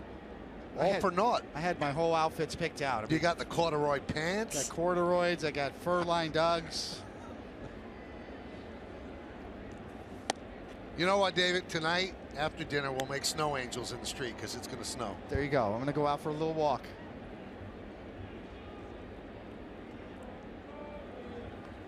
One, two. You hear the umpire say just inside. 2-2 on Romine. Romine batting ninth, so it'll be 9-1-2 in the Yankee order against Zimmerman, who's making a good first start for the Tigers. Right back to Zimmerman. One away. I thought I was bringing him back. I saw you jump a little bit at that. Well, you can hear everything that Mike Everett is saying. Mike Everett's pumped up today. He's talking to everybody. Did you like a chatty ump? Well, I never got to chat with him. I'm too far away on the mound, but yeah, I did like my catcher working the umpire without a doubt. Who was your best catcher to work the ump? Charlie O'Brien. Yeah? He was one of the best. He would chirp with them every inning, every pitch. He could talk to them and ask them where pitches were. Talk about movement on pitches, warn them to look for certain pitches. Grounded to third, backhanded by Castellanos. 2 outs. I thought he played it off rather well. I need to throw it around. Still, if you think about in all of the major professional sports, there is no position as far as on the officiating side like a home plate umpire, involved on every call still to this day. And the day of modern technology and instant replay, talk in the future of maybe taking over that spot with a computerized system similar in tennis to the Cyclops, and I don't think we should see it. The last bit of human element involved, the home plate umpire, still the most demanding, most interesting, most controversial. Nothing like it. If you want to be an official, nothing like a home plate umpire. So much responsibility. Of all the officials in all the sports, I think that dictates the game more than any other. Without a doubt.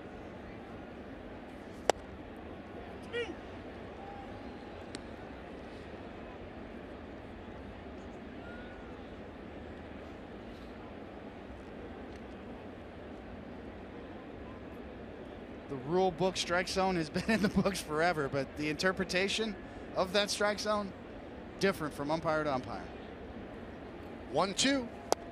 Strike 3. Gardner down looking. 7 in a row retired by Jordan Zimmerman. We go to the bottom of the 6th inning. It's 3-0 Detroit.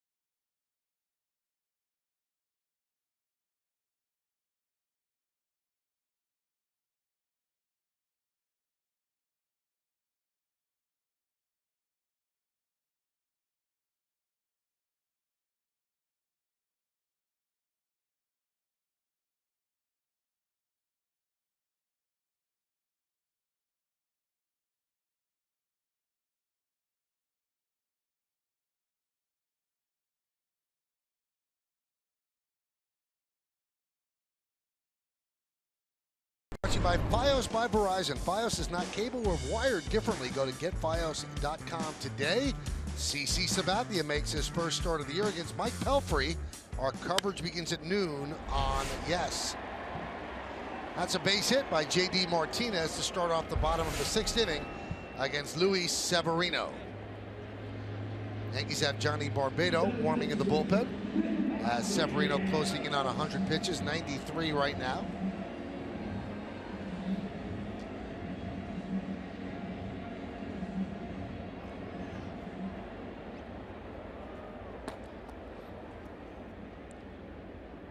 Here's Castellanos, 2 for 2 today. That was a swing for all of the anti-shifters out there.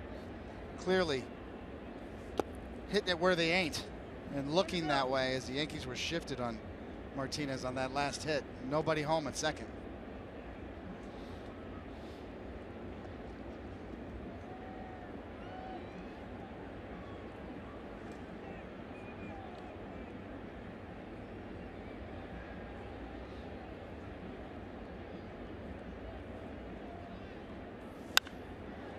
Base hit left field. Castellanos is 3 for 3. Martinez moves to second, and the Tigers have runners at first and second. Nobody out here in the 6th.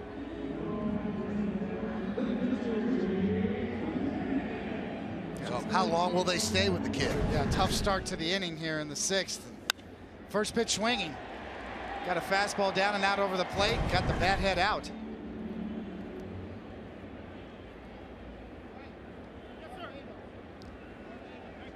Well, Joe Girardi will make the call to the bullpen. Brought to you by Verizon Fios. Severino departs.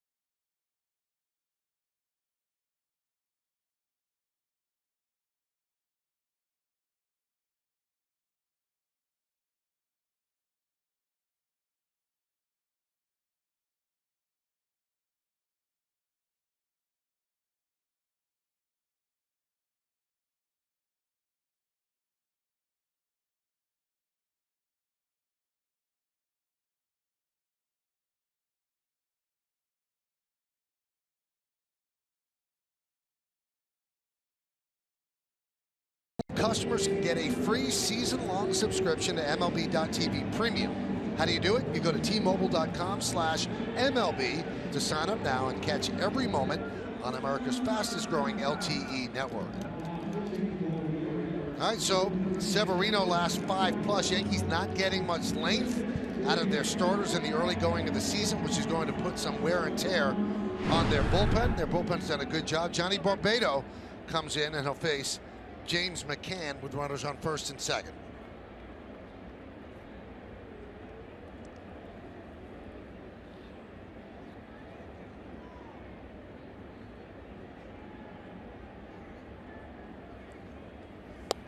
You have more on Barbado, Meredith? Yeah, he actually, when he came over to the Yankees, came in a little bit heavier. And one of the big things that the Yankees staff had said to him, you need to be lighter when you're on the mound. So when he got here, he said, I don't even want to tell you what my weight was, but it was typically around 240 to 235 seasons before that. He's under 230 now, and he thinks that change in body composition has helped him a lot on the mound, not only in endurance, but just feeling better out there. And guys, he was really impressive in his debut at Yankee Stadium. The Yankees really like his arm, and that middle relief certainly has been a bright spot, especially considering people didn't know what to expect from them. Well, there's a spot for him to make hay in that bullpen, especially with the injury to Mitchell. 1-1. 2-1.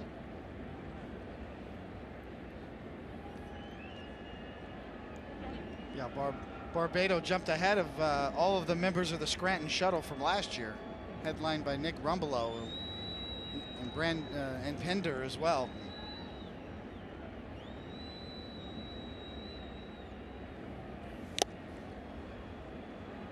Two and two.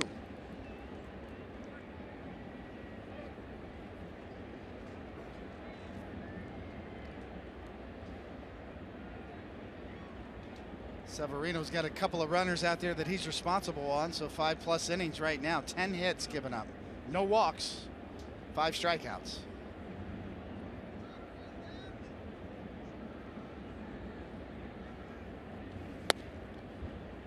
All right, David, what's your early review? The runners are his responsibility. What'd you think of Severino? Good stuff. He hung his slider a little bit. His slider was a little inconsistent. It's a cold day, and that's what we've talked about.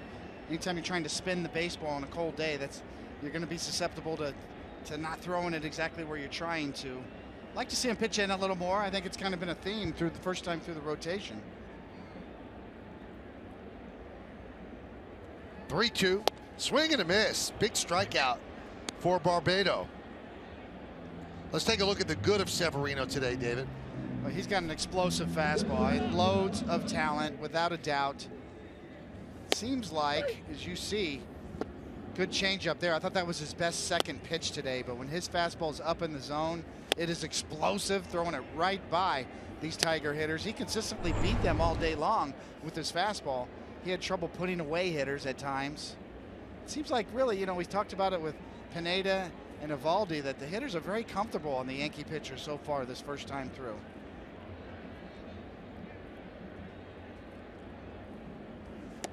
Iglesias takes inside. Pitching is about making hitters uncomfortable and being unpredictable, and up, down, in, out. The up, down, and in, out part. It seems like a lot of pitches away, a lot of hitters very comfortable leaning out over the plate.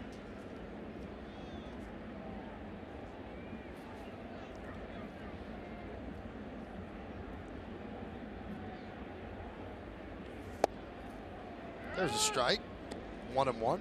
When I say pitch inside, there's, obviously pitching inside is pushing hitters off the plate, but also doubling up and hitting the inside corner for strikes. So pitching inside means pitching inside for strikes and also off the plate end, so that you can open up the outside part of the plate.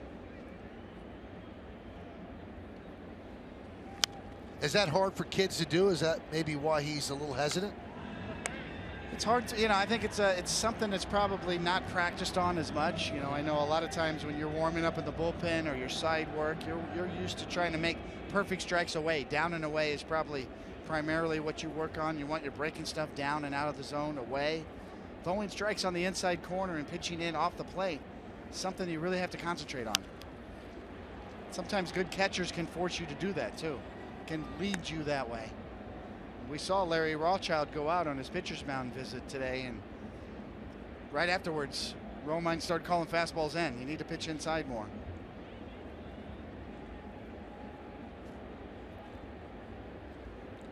So 10 hits allowed, but so far it's manageable, just 3-0 as Barbado tries to get out of this jam. And there's a base hit to left field. Martinez headed back to second, so he'll just advance to third.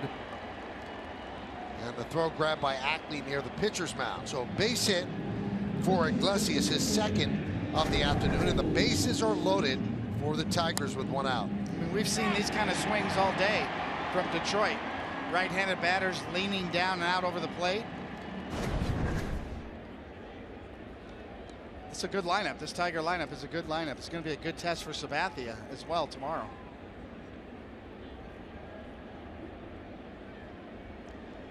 Here's a tough guy to double up. Anthony goes with the bases loaded, 1 out. In at the corners, back at second and short.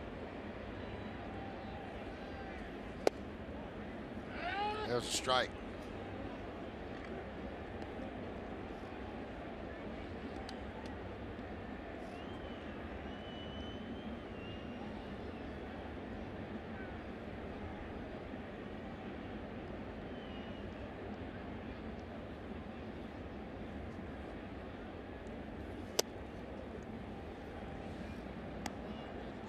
think, Michael, having a weapon when you do get ahead in the count, we saw Severino ahead a lot, is the ability to thread the inside corner for strike 3.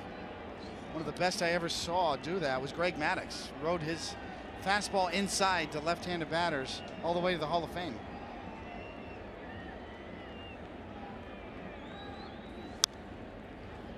Count 1-2. Pitching theory, pitch backwards, throw your breaking ball and fastball counts. All of this applies, but the threat to be able to thread the inside corner for strike 3 is a great weapon to have. It's been underutilized so far by the Yankee pitching staff.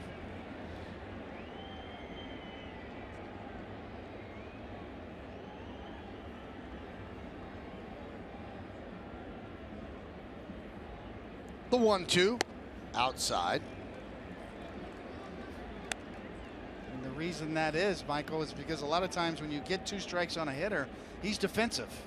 He's gonna try to make sure he can recognize breaking stuff. He's in a defensive mode to try to foul tough pitches off, which leaves him susceptible to a hard fastball right on the inside corner, a lot of times looking for strike 3. 2-2. Swing and a miss. Big strikeout. 2 away. So now 1 out away from getting out of this jam, and it's going to be tough as Ian Kinsler, 2 for 3 today, will come to the plate.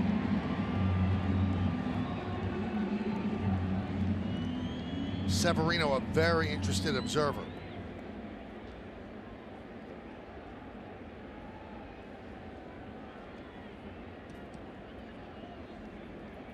Severino's got loads of talent. It's going to be fun to watch him develop this year.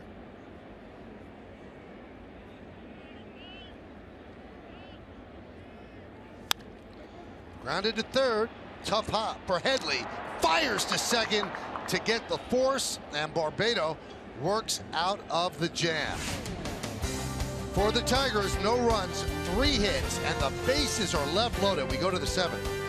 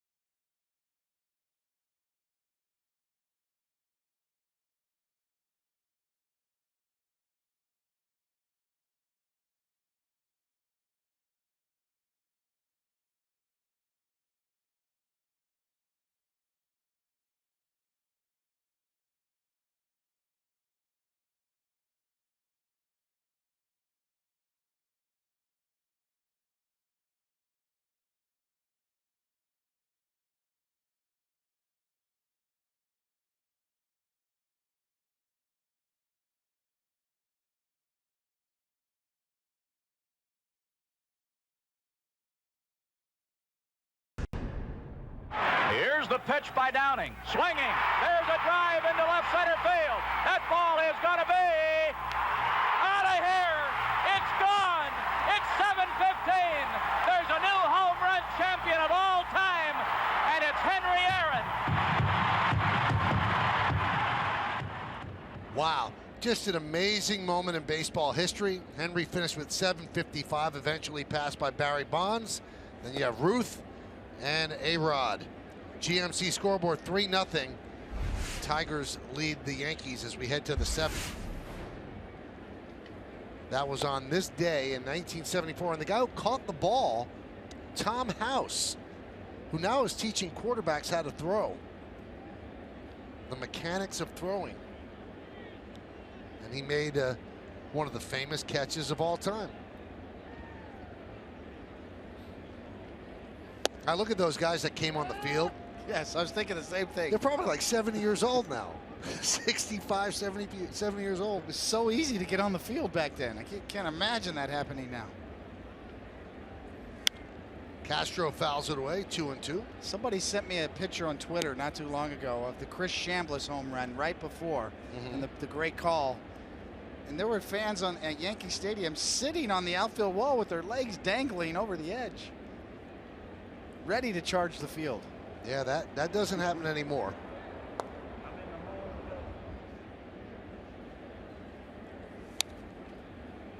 Castro fouls it back. And that call was by the late Milo Hamilton. I remember watching that with my father. Ed Cohn, my pitching coach. That was a big day to watch that event unfold. 1974, I'm 11 years old. All over it.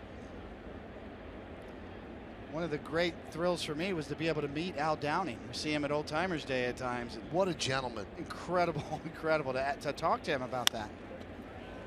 Chopped to short, and they get Castro. He's one of the nicest people in baseball that I've ever met. Just a real sweetheart. He's one classy individual, a great pitcher in his own right, and to be a part of history like that day. The way he handled it, just remarkable. 3-0 Tigers. One out here in the top of the 7th. Jordan Zimmerman with a pretty good debut here with the Tigers. Excuse me, Michael. I got to throw props to my mom. Joan Cohn was there too. She was there too.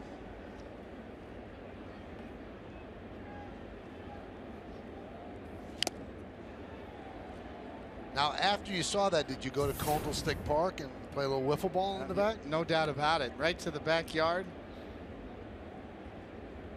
No video games back then. No. You know, you had to go outside. We were outside all day. They didn't even have Pong yet, right? Exactly. Pac-Man wasn't even around.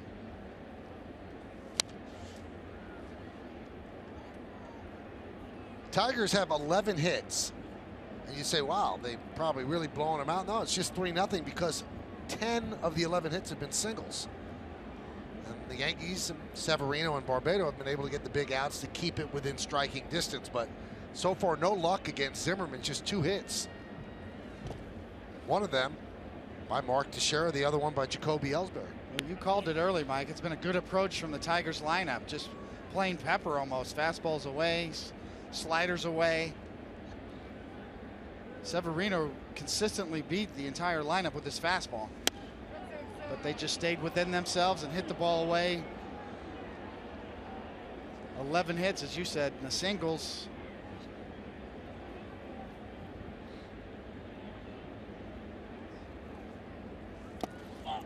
So Mark Teixeira works a walk, and you can hear the disgust by Zimmerman because he doesn't like to give free passes, and Teixeira works a walk.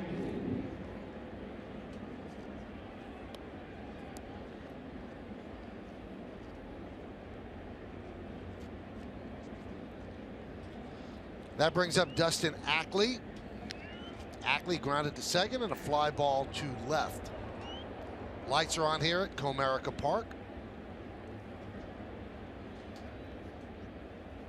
Dark clouds overhead. Pitch is low to Ackley, so that's going to have McCann go out and talk with his pitcher.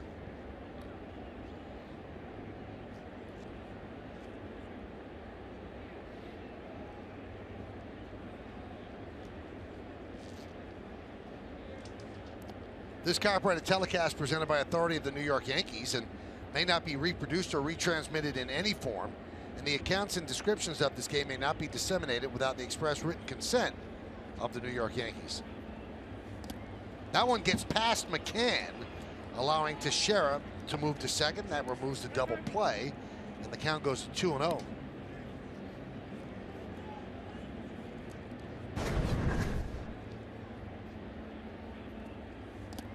You don't see that happen too much to McCann, who's really good defensively back there. Ball scooched right underneath him.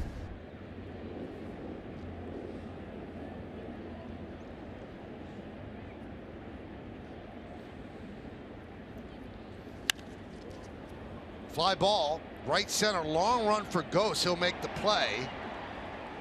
Hustling back to second is Teixeira.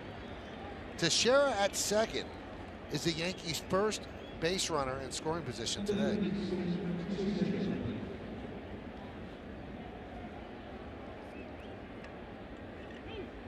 All right, so that brings up Headley now with 2 outs. 97 pitches for Zimmerman.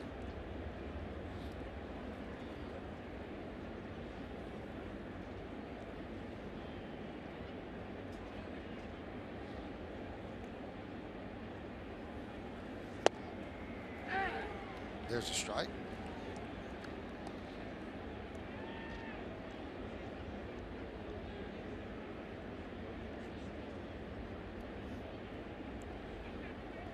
Teixeira leads off second.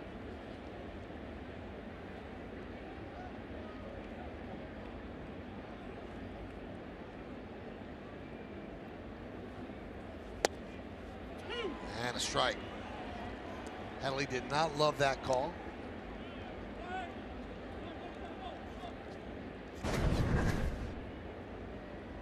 Backup slider, you see, kind of up and away. Headley sees it around the plate. McCann does a good job of framing it. Zimmerman's always around the plate, so you're more likely at this point in the game to get that call.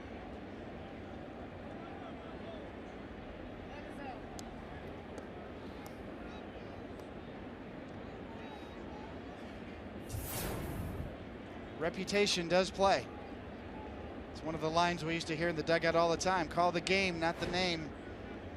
Sometimes the name does play a factor, especially if it's a good reputation. Either Wade Boggs hitting with a reputation for a good eye at the plate, or a pitcher with good control.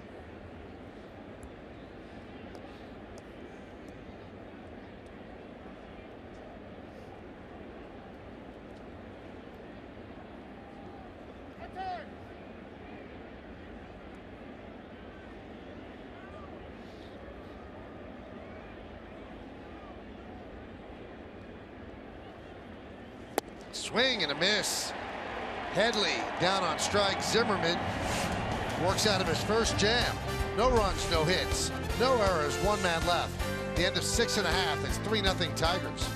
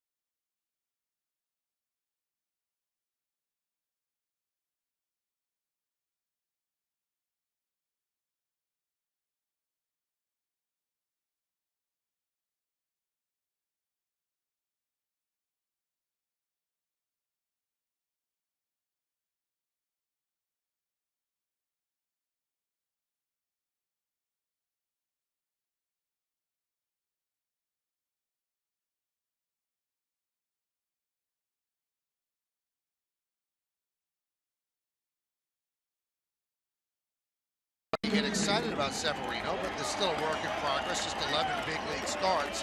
One thing that jumps out at me, David, and I'm wondering if you're thinking the same thing, if you're the New York Yankees, you cannot have your starters continue to go 5 innings.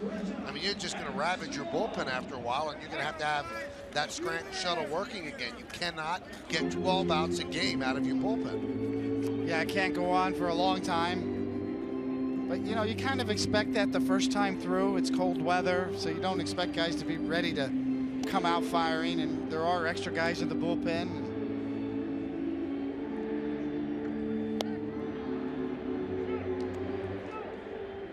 Certainly, Luis Cessa is a guy that can go multiple innings we haven't seen yet. Von Nova picked up 4 innings in relief the other night. So this is a big deal for Luis Cessa.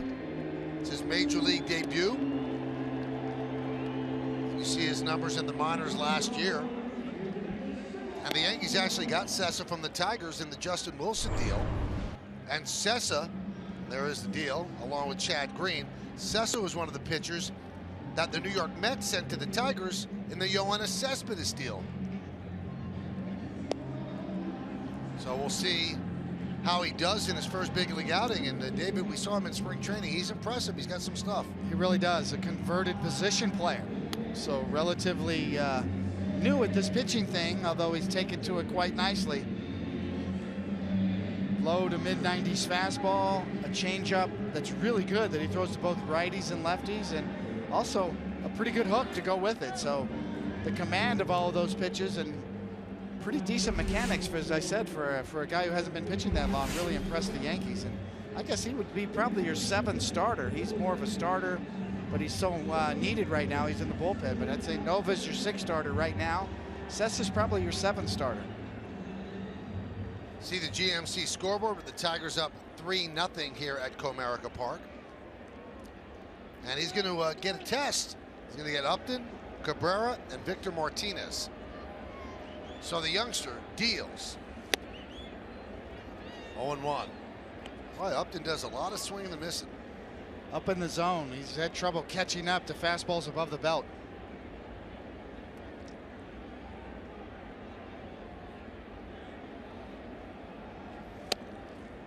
And you can see what the Yankee front office has tried to do in a lot of its deals. They want to get young, hard throwers. Players under control that have a ceiling where they can get to the big leagues and either relieve or start, because that's the way pitching is right now. You want people throwing 95 plus.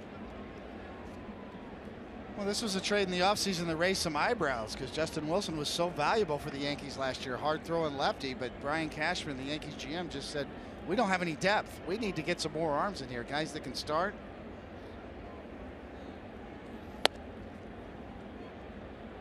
And hence this trade was made, and Cessa was so impressive in spring training. He made this club. He was probably going to be ticketed for AAA, as I said, that one of the next starters in line. Swing and a miss. Upton down on strikes for the 3rd time. So he is 0 for 4.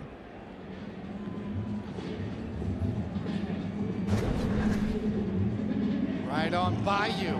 Just above the belt, almost ladder high between the belt and the ladders, and Upton has swung through a half a dozen of those pitches today from Yankee hurlers, both Severino and now Cessa. Crowd of 45,049 here at Comerica Park. This is the 4th largest crowd in the history of the ballpark.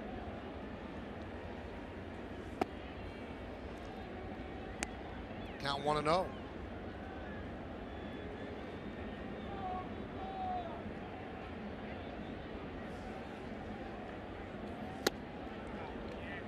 One.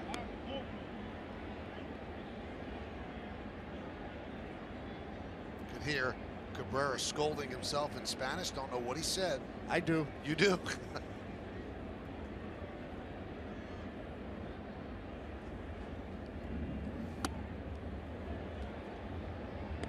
We'll leave it there. He wasn't happy. He was not happy.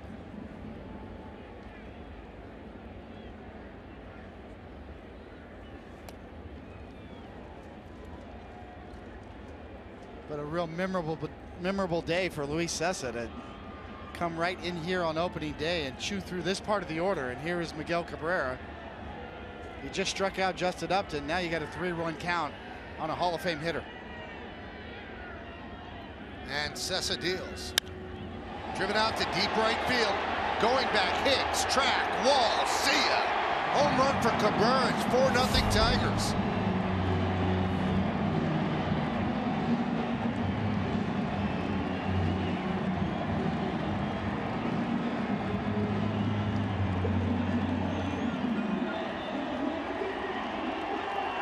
Sessa certainly not alone in giving up home runs to Miguel Cabrera.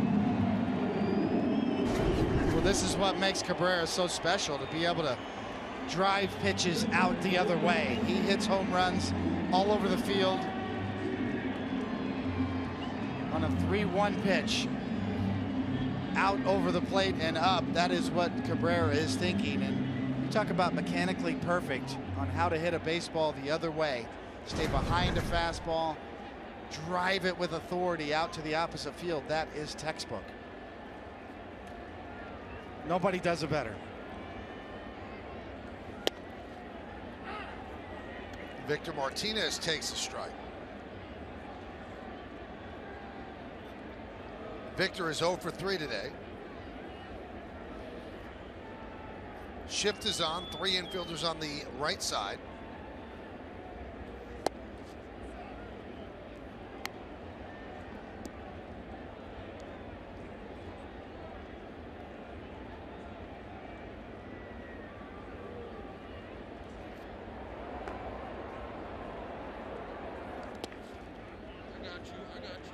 See the action in the Tigers bullpen with Zimmerman at around 100 pitches. The Yankees will be glad to see him go.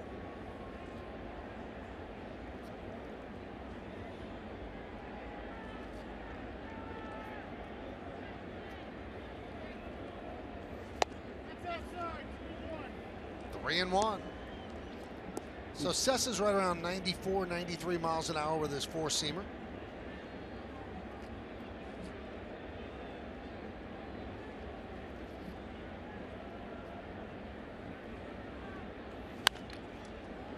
Grounded, foul, grabbed by Ackley. Well, you take an overview of the American League, and in this case, the American League Central. Defending champion Kansas City Royals. That's going to be a good division. The Tigers are going to be very formidable this year. Jordan Zimmerman with a good showing today. Lineup boosted. Certainly Miguel Cabrera still in his prime. Swing and a miss. Took something off that pitch, and Martinez way out in front. 2-away, second strikeout for Sessa.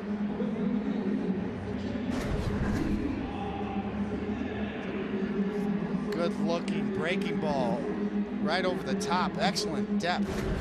Straight down with the break.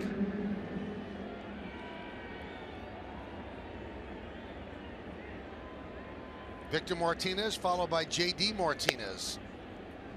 Afternoon game, 2 Martinez lunch right here for Sessa to deal with. I think the big question with the Tigers, as has been over the last several years, is the end of the game, bullpen. Looped into right field. On the run is Hicks. Slides. And he makes the play. Second nice play by Aaron Hicks in this game to end the inning. Sliding play, basket catch, and that is the third out. Luis Sessa is welcome to the big leagues with a home run by Miguel Cabrera. It's 4-0 Tigers.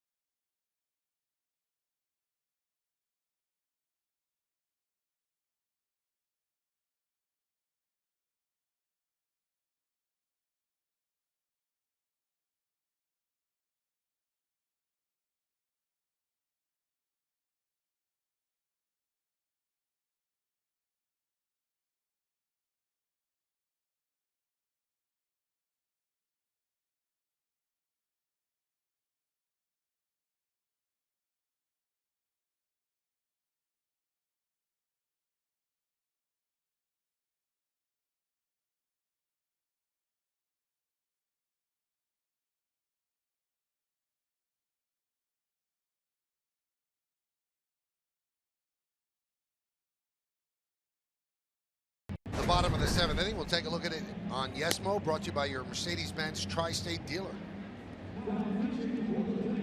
Right into the basket.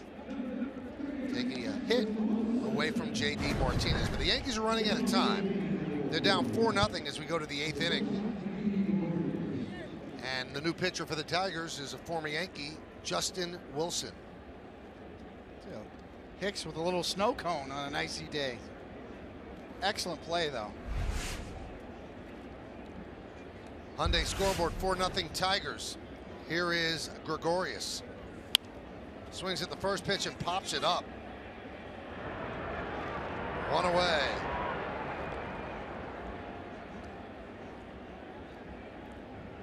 Here's what Wilson did with the Yanks last year, 5-0, 3.10. He had 66 strikeouts in 61 innings, 49 hits, and 20 walks. He was good. Power fastball. Great carry on his four-seam fastball. Very true. You talk about spin rate nowadays. Justin Wilson's very good on his four-seam fastball. No deviation. Good riding action right through the glove. There's a strike to Aaron Hicks, who spins around to the right side against the lefty Wilson, and this is Hicks' better side as a switch hitter.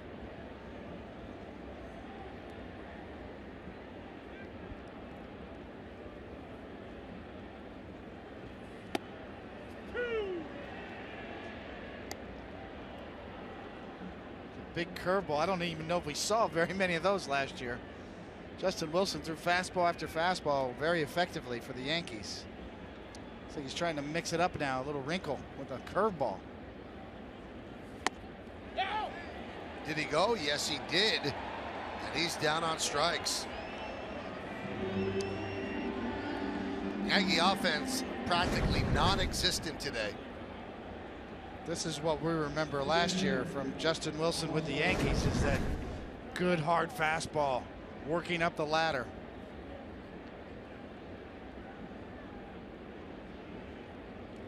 He is very much needed in this Tiger bullpen. Late in the games, right now here in the 8th, and maybe even some closing opportunities will be presented to him. Austin Romine takes outside, 1-0. Just 2 hits for the Yankees, couple singles. Ellsbury and Teixeira, and 3 walks by Jordan Zimmerman. That's the base runners today.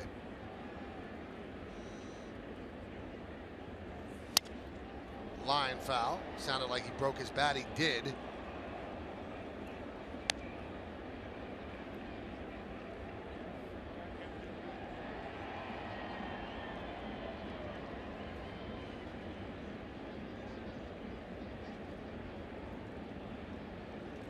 Four 4-0 Tigers, the home opener for the Tigers.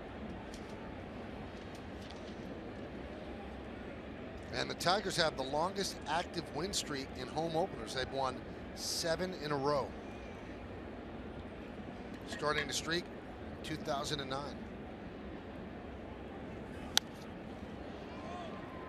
It's a great franchise. Been around a long time.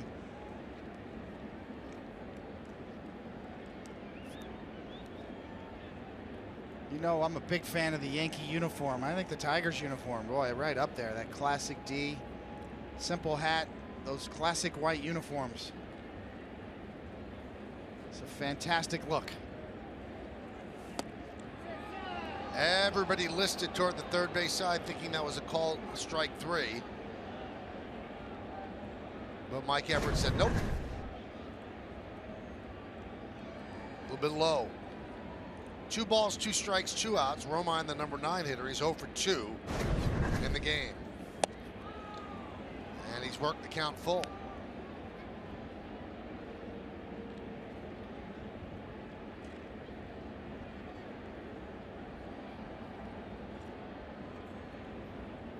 Tigers 2-0, the Yankees 2-1 on the young season.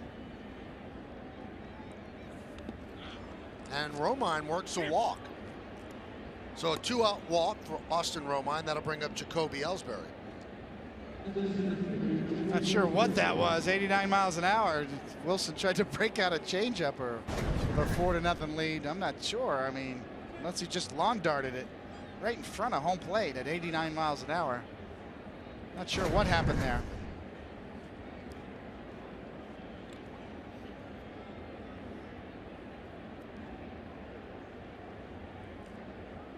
Probably the one mark with Wilson has been a little bit of control issues here and there. He will walk some guys.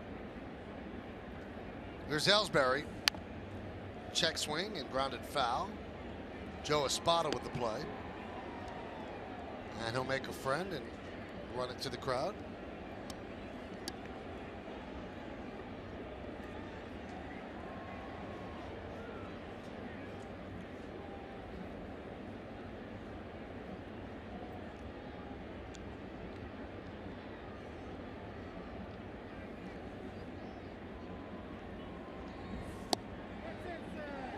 There are some home uniforms, Michael, they're just whiter than, you know, the color white, almost like a wedding day white, I guess you would call. Very crisp.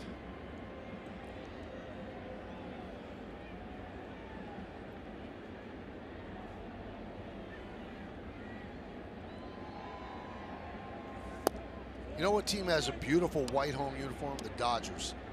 Just pops. Something about it, right? Yeah. There's just a different shade of white, just a clarity that.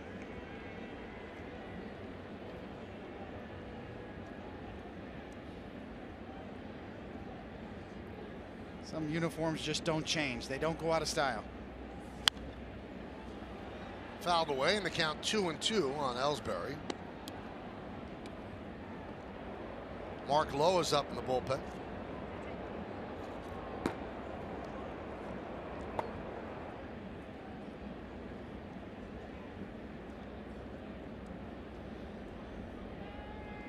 Romine leads off first. 2 balls, 2 strikes, 2 outs. Pitch. Strike 3. Right down the middle. Ellsbury down looking. No runs, no hits, no errors, and 1 man left on base. We go to the bottom of the 8th.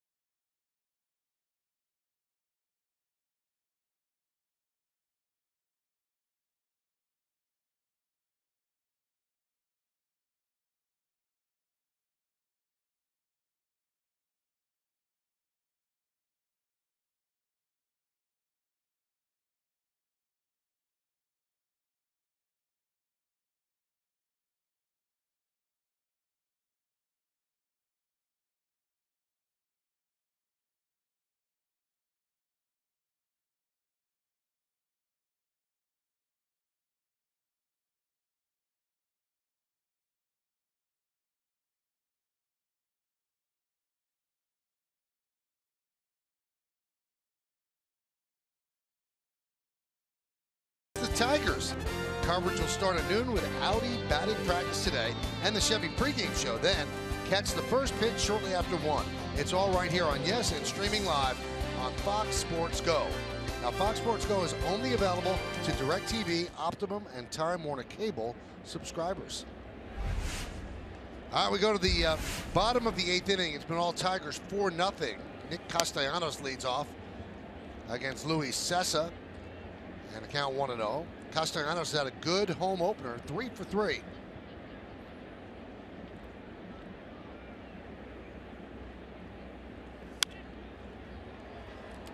Fouled away, right side.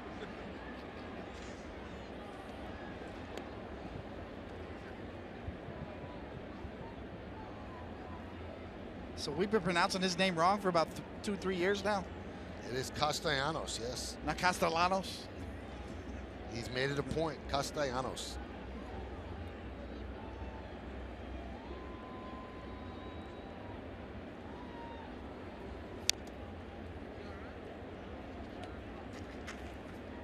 Count 1-2.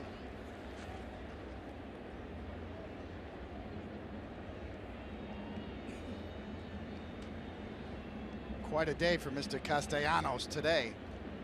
As Michael said, 3 for 3, now hitting .364 on this young season. Made a nice play over third base too on a pop-up down the line.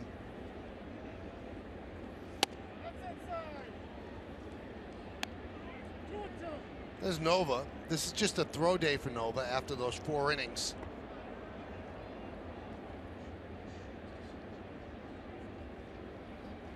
At the stadium. He threw 56 pitches that game. Now, Joe said yesterday that he threw a bullpen. I think Joe misspoke because there's no way he threw a bullpen the day after pitching. So today is his bullpen day. This is it. So just to cut the edge a little bit right here. He's not coming in the game, just kind of keeping him in a starter's routine.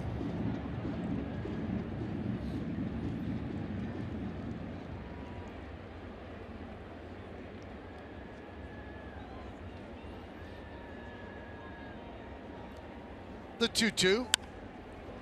Grounded up the middle, a base hit, 4 for 4 for Castellanos.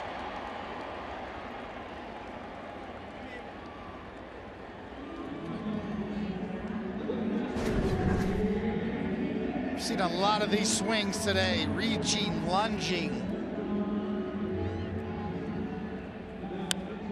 Tiger hitters, especially right-handed hitters, a number of hits with those types of swings. Give Castellanos credit for covering that pitch. That was a good pitch from Cessa, down and away. Whenever you see, as I said before, and I don't want to harp on it, Michael, when you see right-handed hitters off of right-handed pitchers reaching all day long and getting hits like that on the outer half of the plate, the inside quarter's got to be open. You got to go find it. Andrew Romine pinch runs for Castellanos. So will he try to steal on his brother?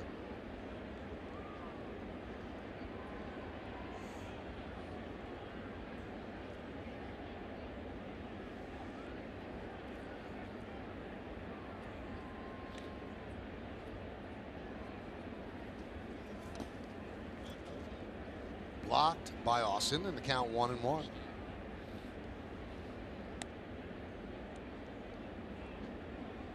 Saw in a minor league spring training game this year where Justin Verlander faced his brother and gave up a first pitch home run to him in a minor league game. Fastball right down the middle. Brother on brother for bragging rights.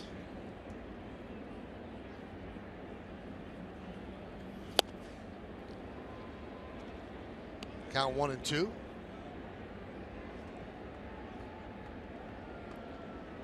It's got to be pretty special though when you it's so hard to make it to the big leagues, much less have a brother right there with you.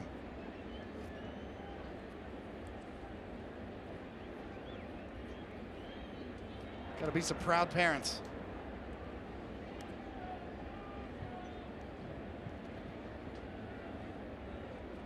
See Cessa with number 85. David, that's the first time that number's ever been worn by any New York Yankee player or coach.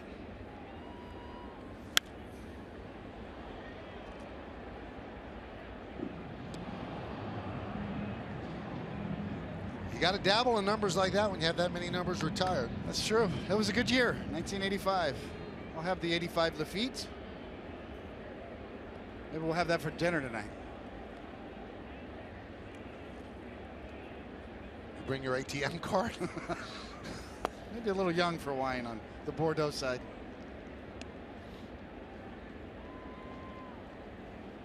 Might be right on time, though. More like a tight end, right? 85? Well, that was a good year in Kansas City. That was.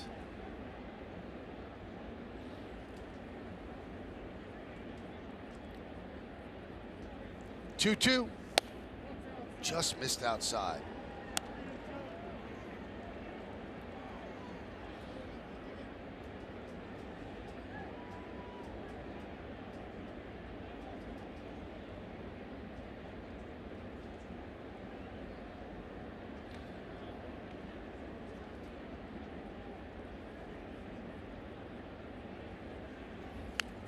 Foul back.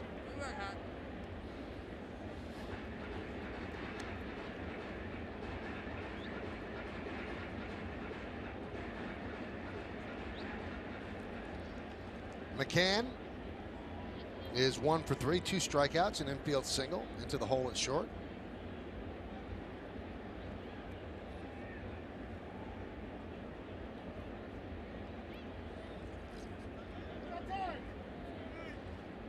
So McCann gunned down Ellsbury trying to steal early in this game too with a lightning quick release. He's known for that.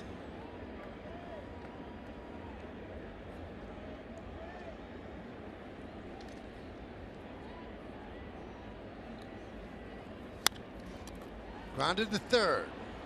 They get 1. And they get 2. What a turn by Castro at second. Getting out of the way, now he gets up limping. Romine got there and took him out, but he made the play.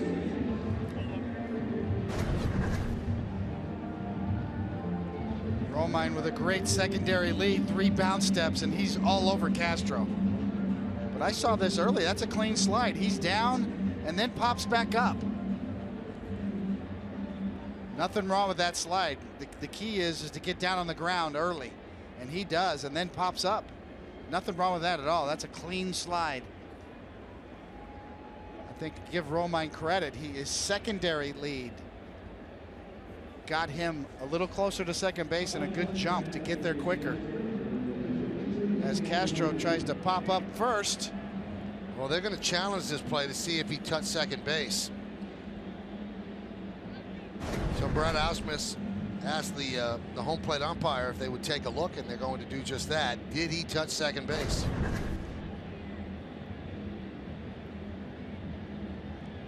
Hard to tell right there.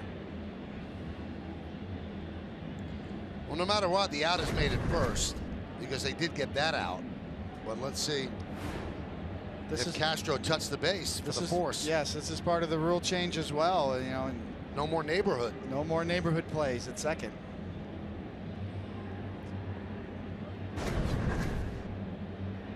Is his left foot on the bag when the ball hits the glove?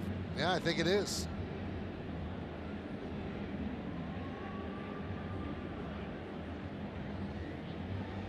I don't know if there's enough to overturn.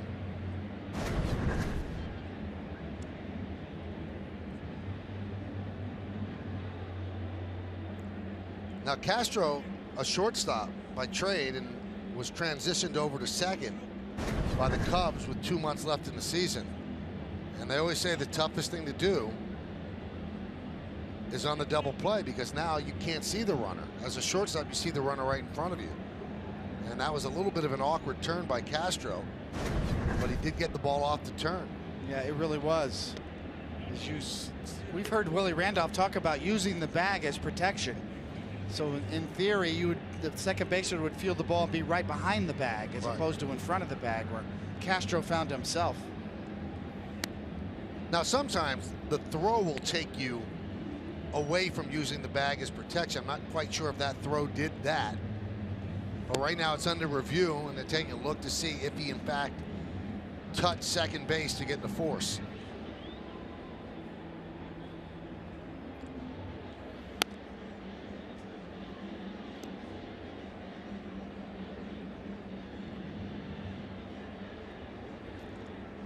About to make a decision. And he's safe. They overturn it. So it's not a double play. You just scored a 5-4-3 put out at first base. And Romine goes back to second, and there's just one out.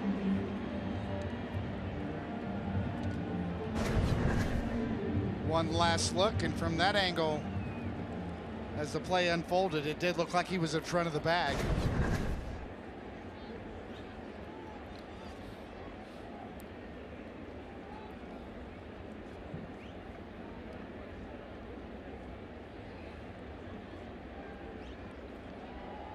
Here's Iglesias, who is 2 for 3 today. 4-0 Tigers, looking for more here in the bottom of the 8th. It's a little bit under 2.5 minutes for that review. 221 to be exact.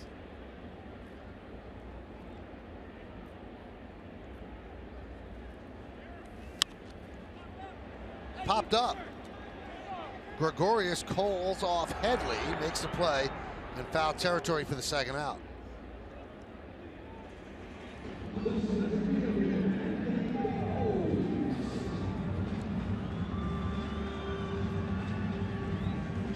If you look ahead to the ninth inning for the Yankees, it'll be Gardner, Castro, and Teixeira.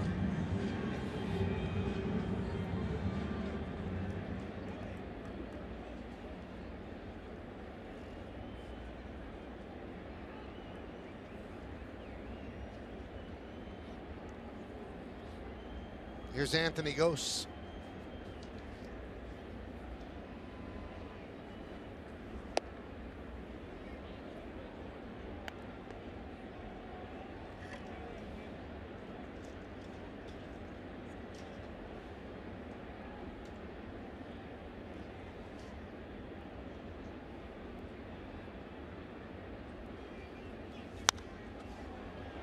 Fly ball, shallow center.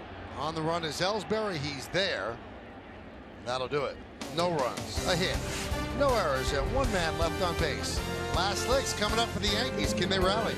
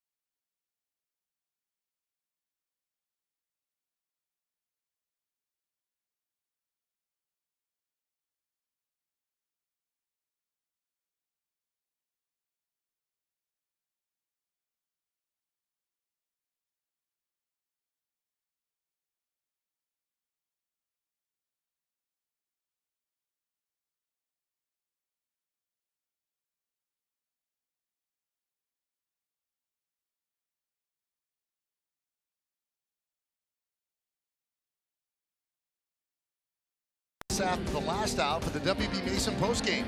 You'll get all the highlights and analysis from today's game, plus the reaction from the clubhouse. It's all coming up on the WB Mason Yankees postgame, only on Yes.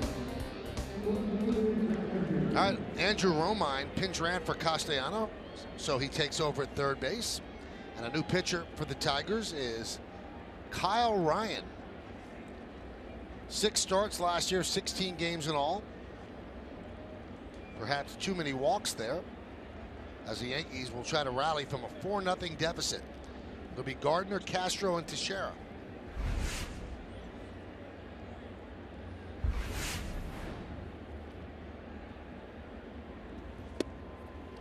And a strike.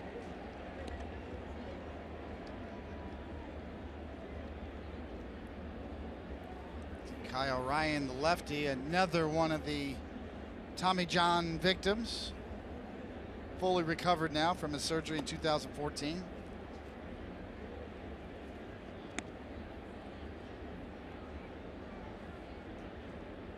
A UCL reconstruction.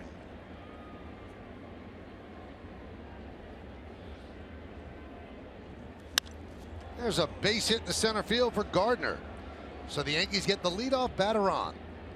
Just the Yankees' 3rd hit of the afternoon.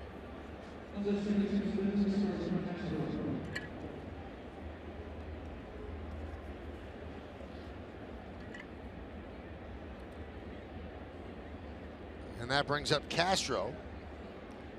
Castro at 998 career hits, 0 for 3 today.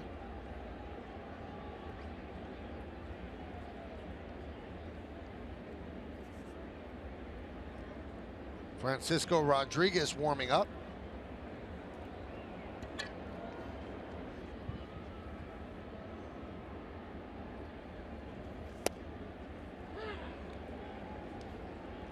And a strike. We have another game tomorrow. Remember that. We'll be on the air at noon with our coverage, and first pitch will be right around 1:08. So tune in to Yes for that. And we'll see CC Sabathia make his first start against Mike Pelfrey.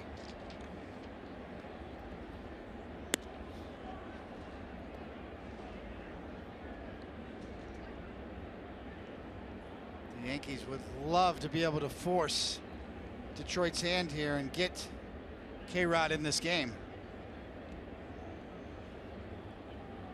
Had a bit of a rough debut in Miami, blowing his first save opportunity. Had a 3-run lead actually in the 9th down in Miami recently, and the game that Detroit eventually still won.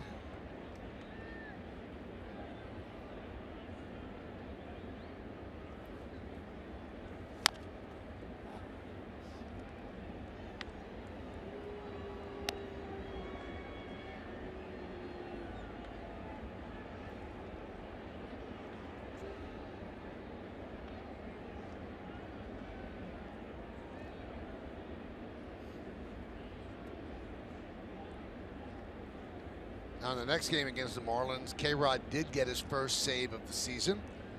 So he's 1 out of 2. Chop foul. Joe Espada getting a lot of work in, Yankee third base coach. Yeah, there's nothing worse as a lineup and a team to go quietly. It's been a quiet day for the Yankee offense. A chance to make a little noise here in the 9th. Their hottest hitter up right now. The next hottest right behind him. Grounded left side. Romine fields. Goes to second, one on to first. Not in time.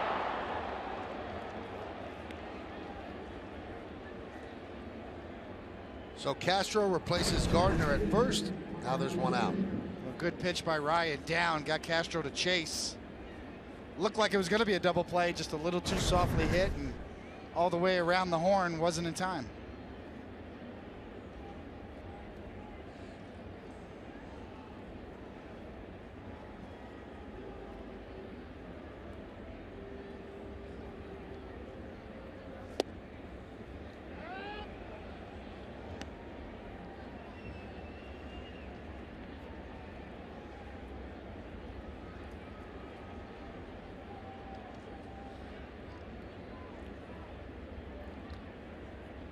The 0-1 to Teixeira. 1-1.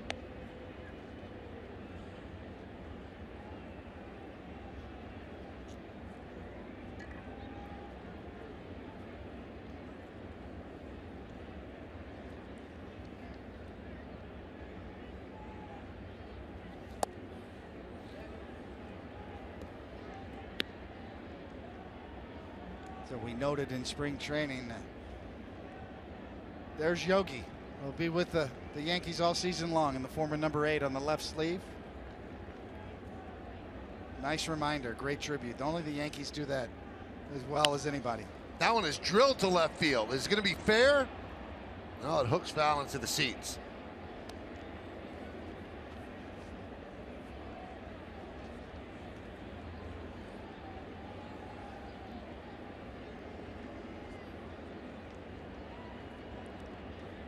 Very small but very prominent, number 8. That's all you need when you're a Yankee, just the number. No names on the back, obviously.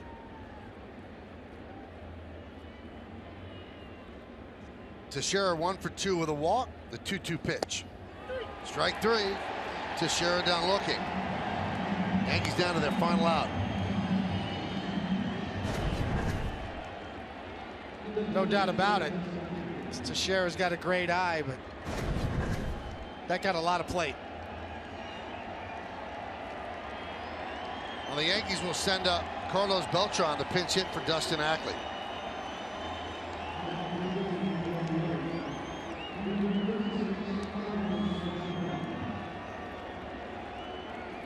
Beltran, A-Rod, McCann not in the starting lineup today.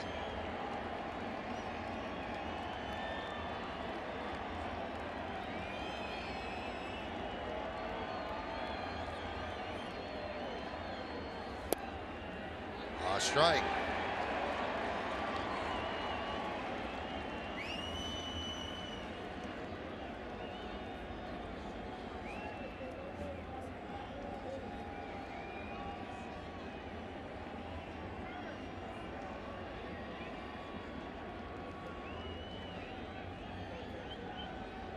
Castro leads off first. Yankees down 4-0, ninth inning, first game of a 3-game set here in Motown.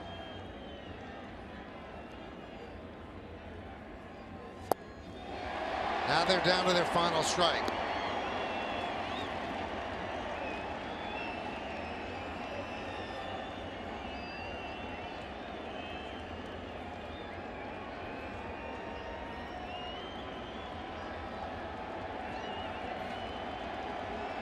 And the 0-2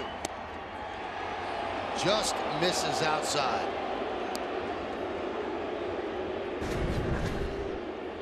Well, home plate umpire Mike Everett could have sent us all home right there, but it was the right call.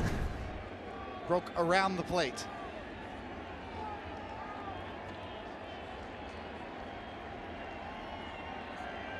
And the 1-2 pitch. Foul back.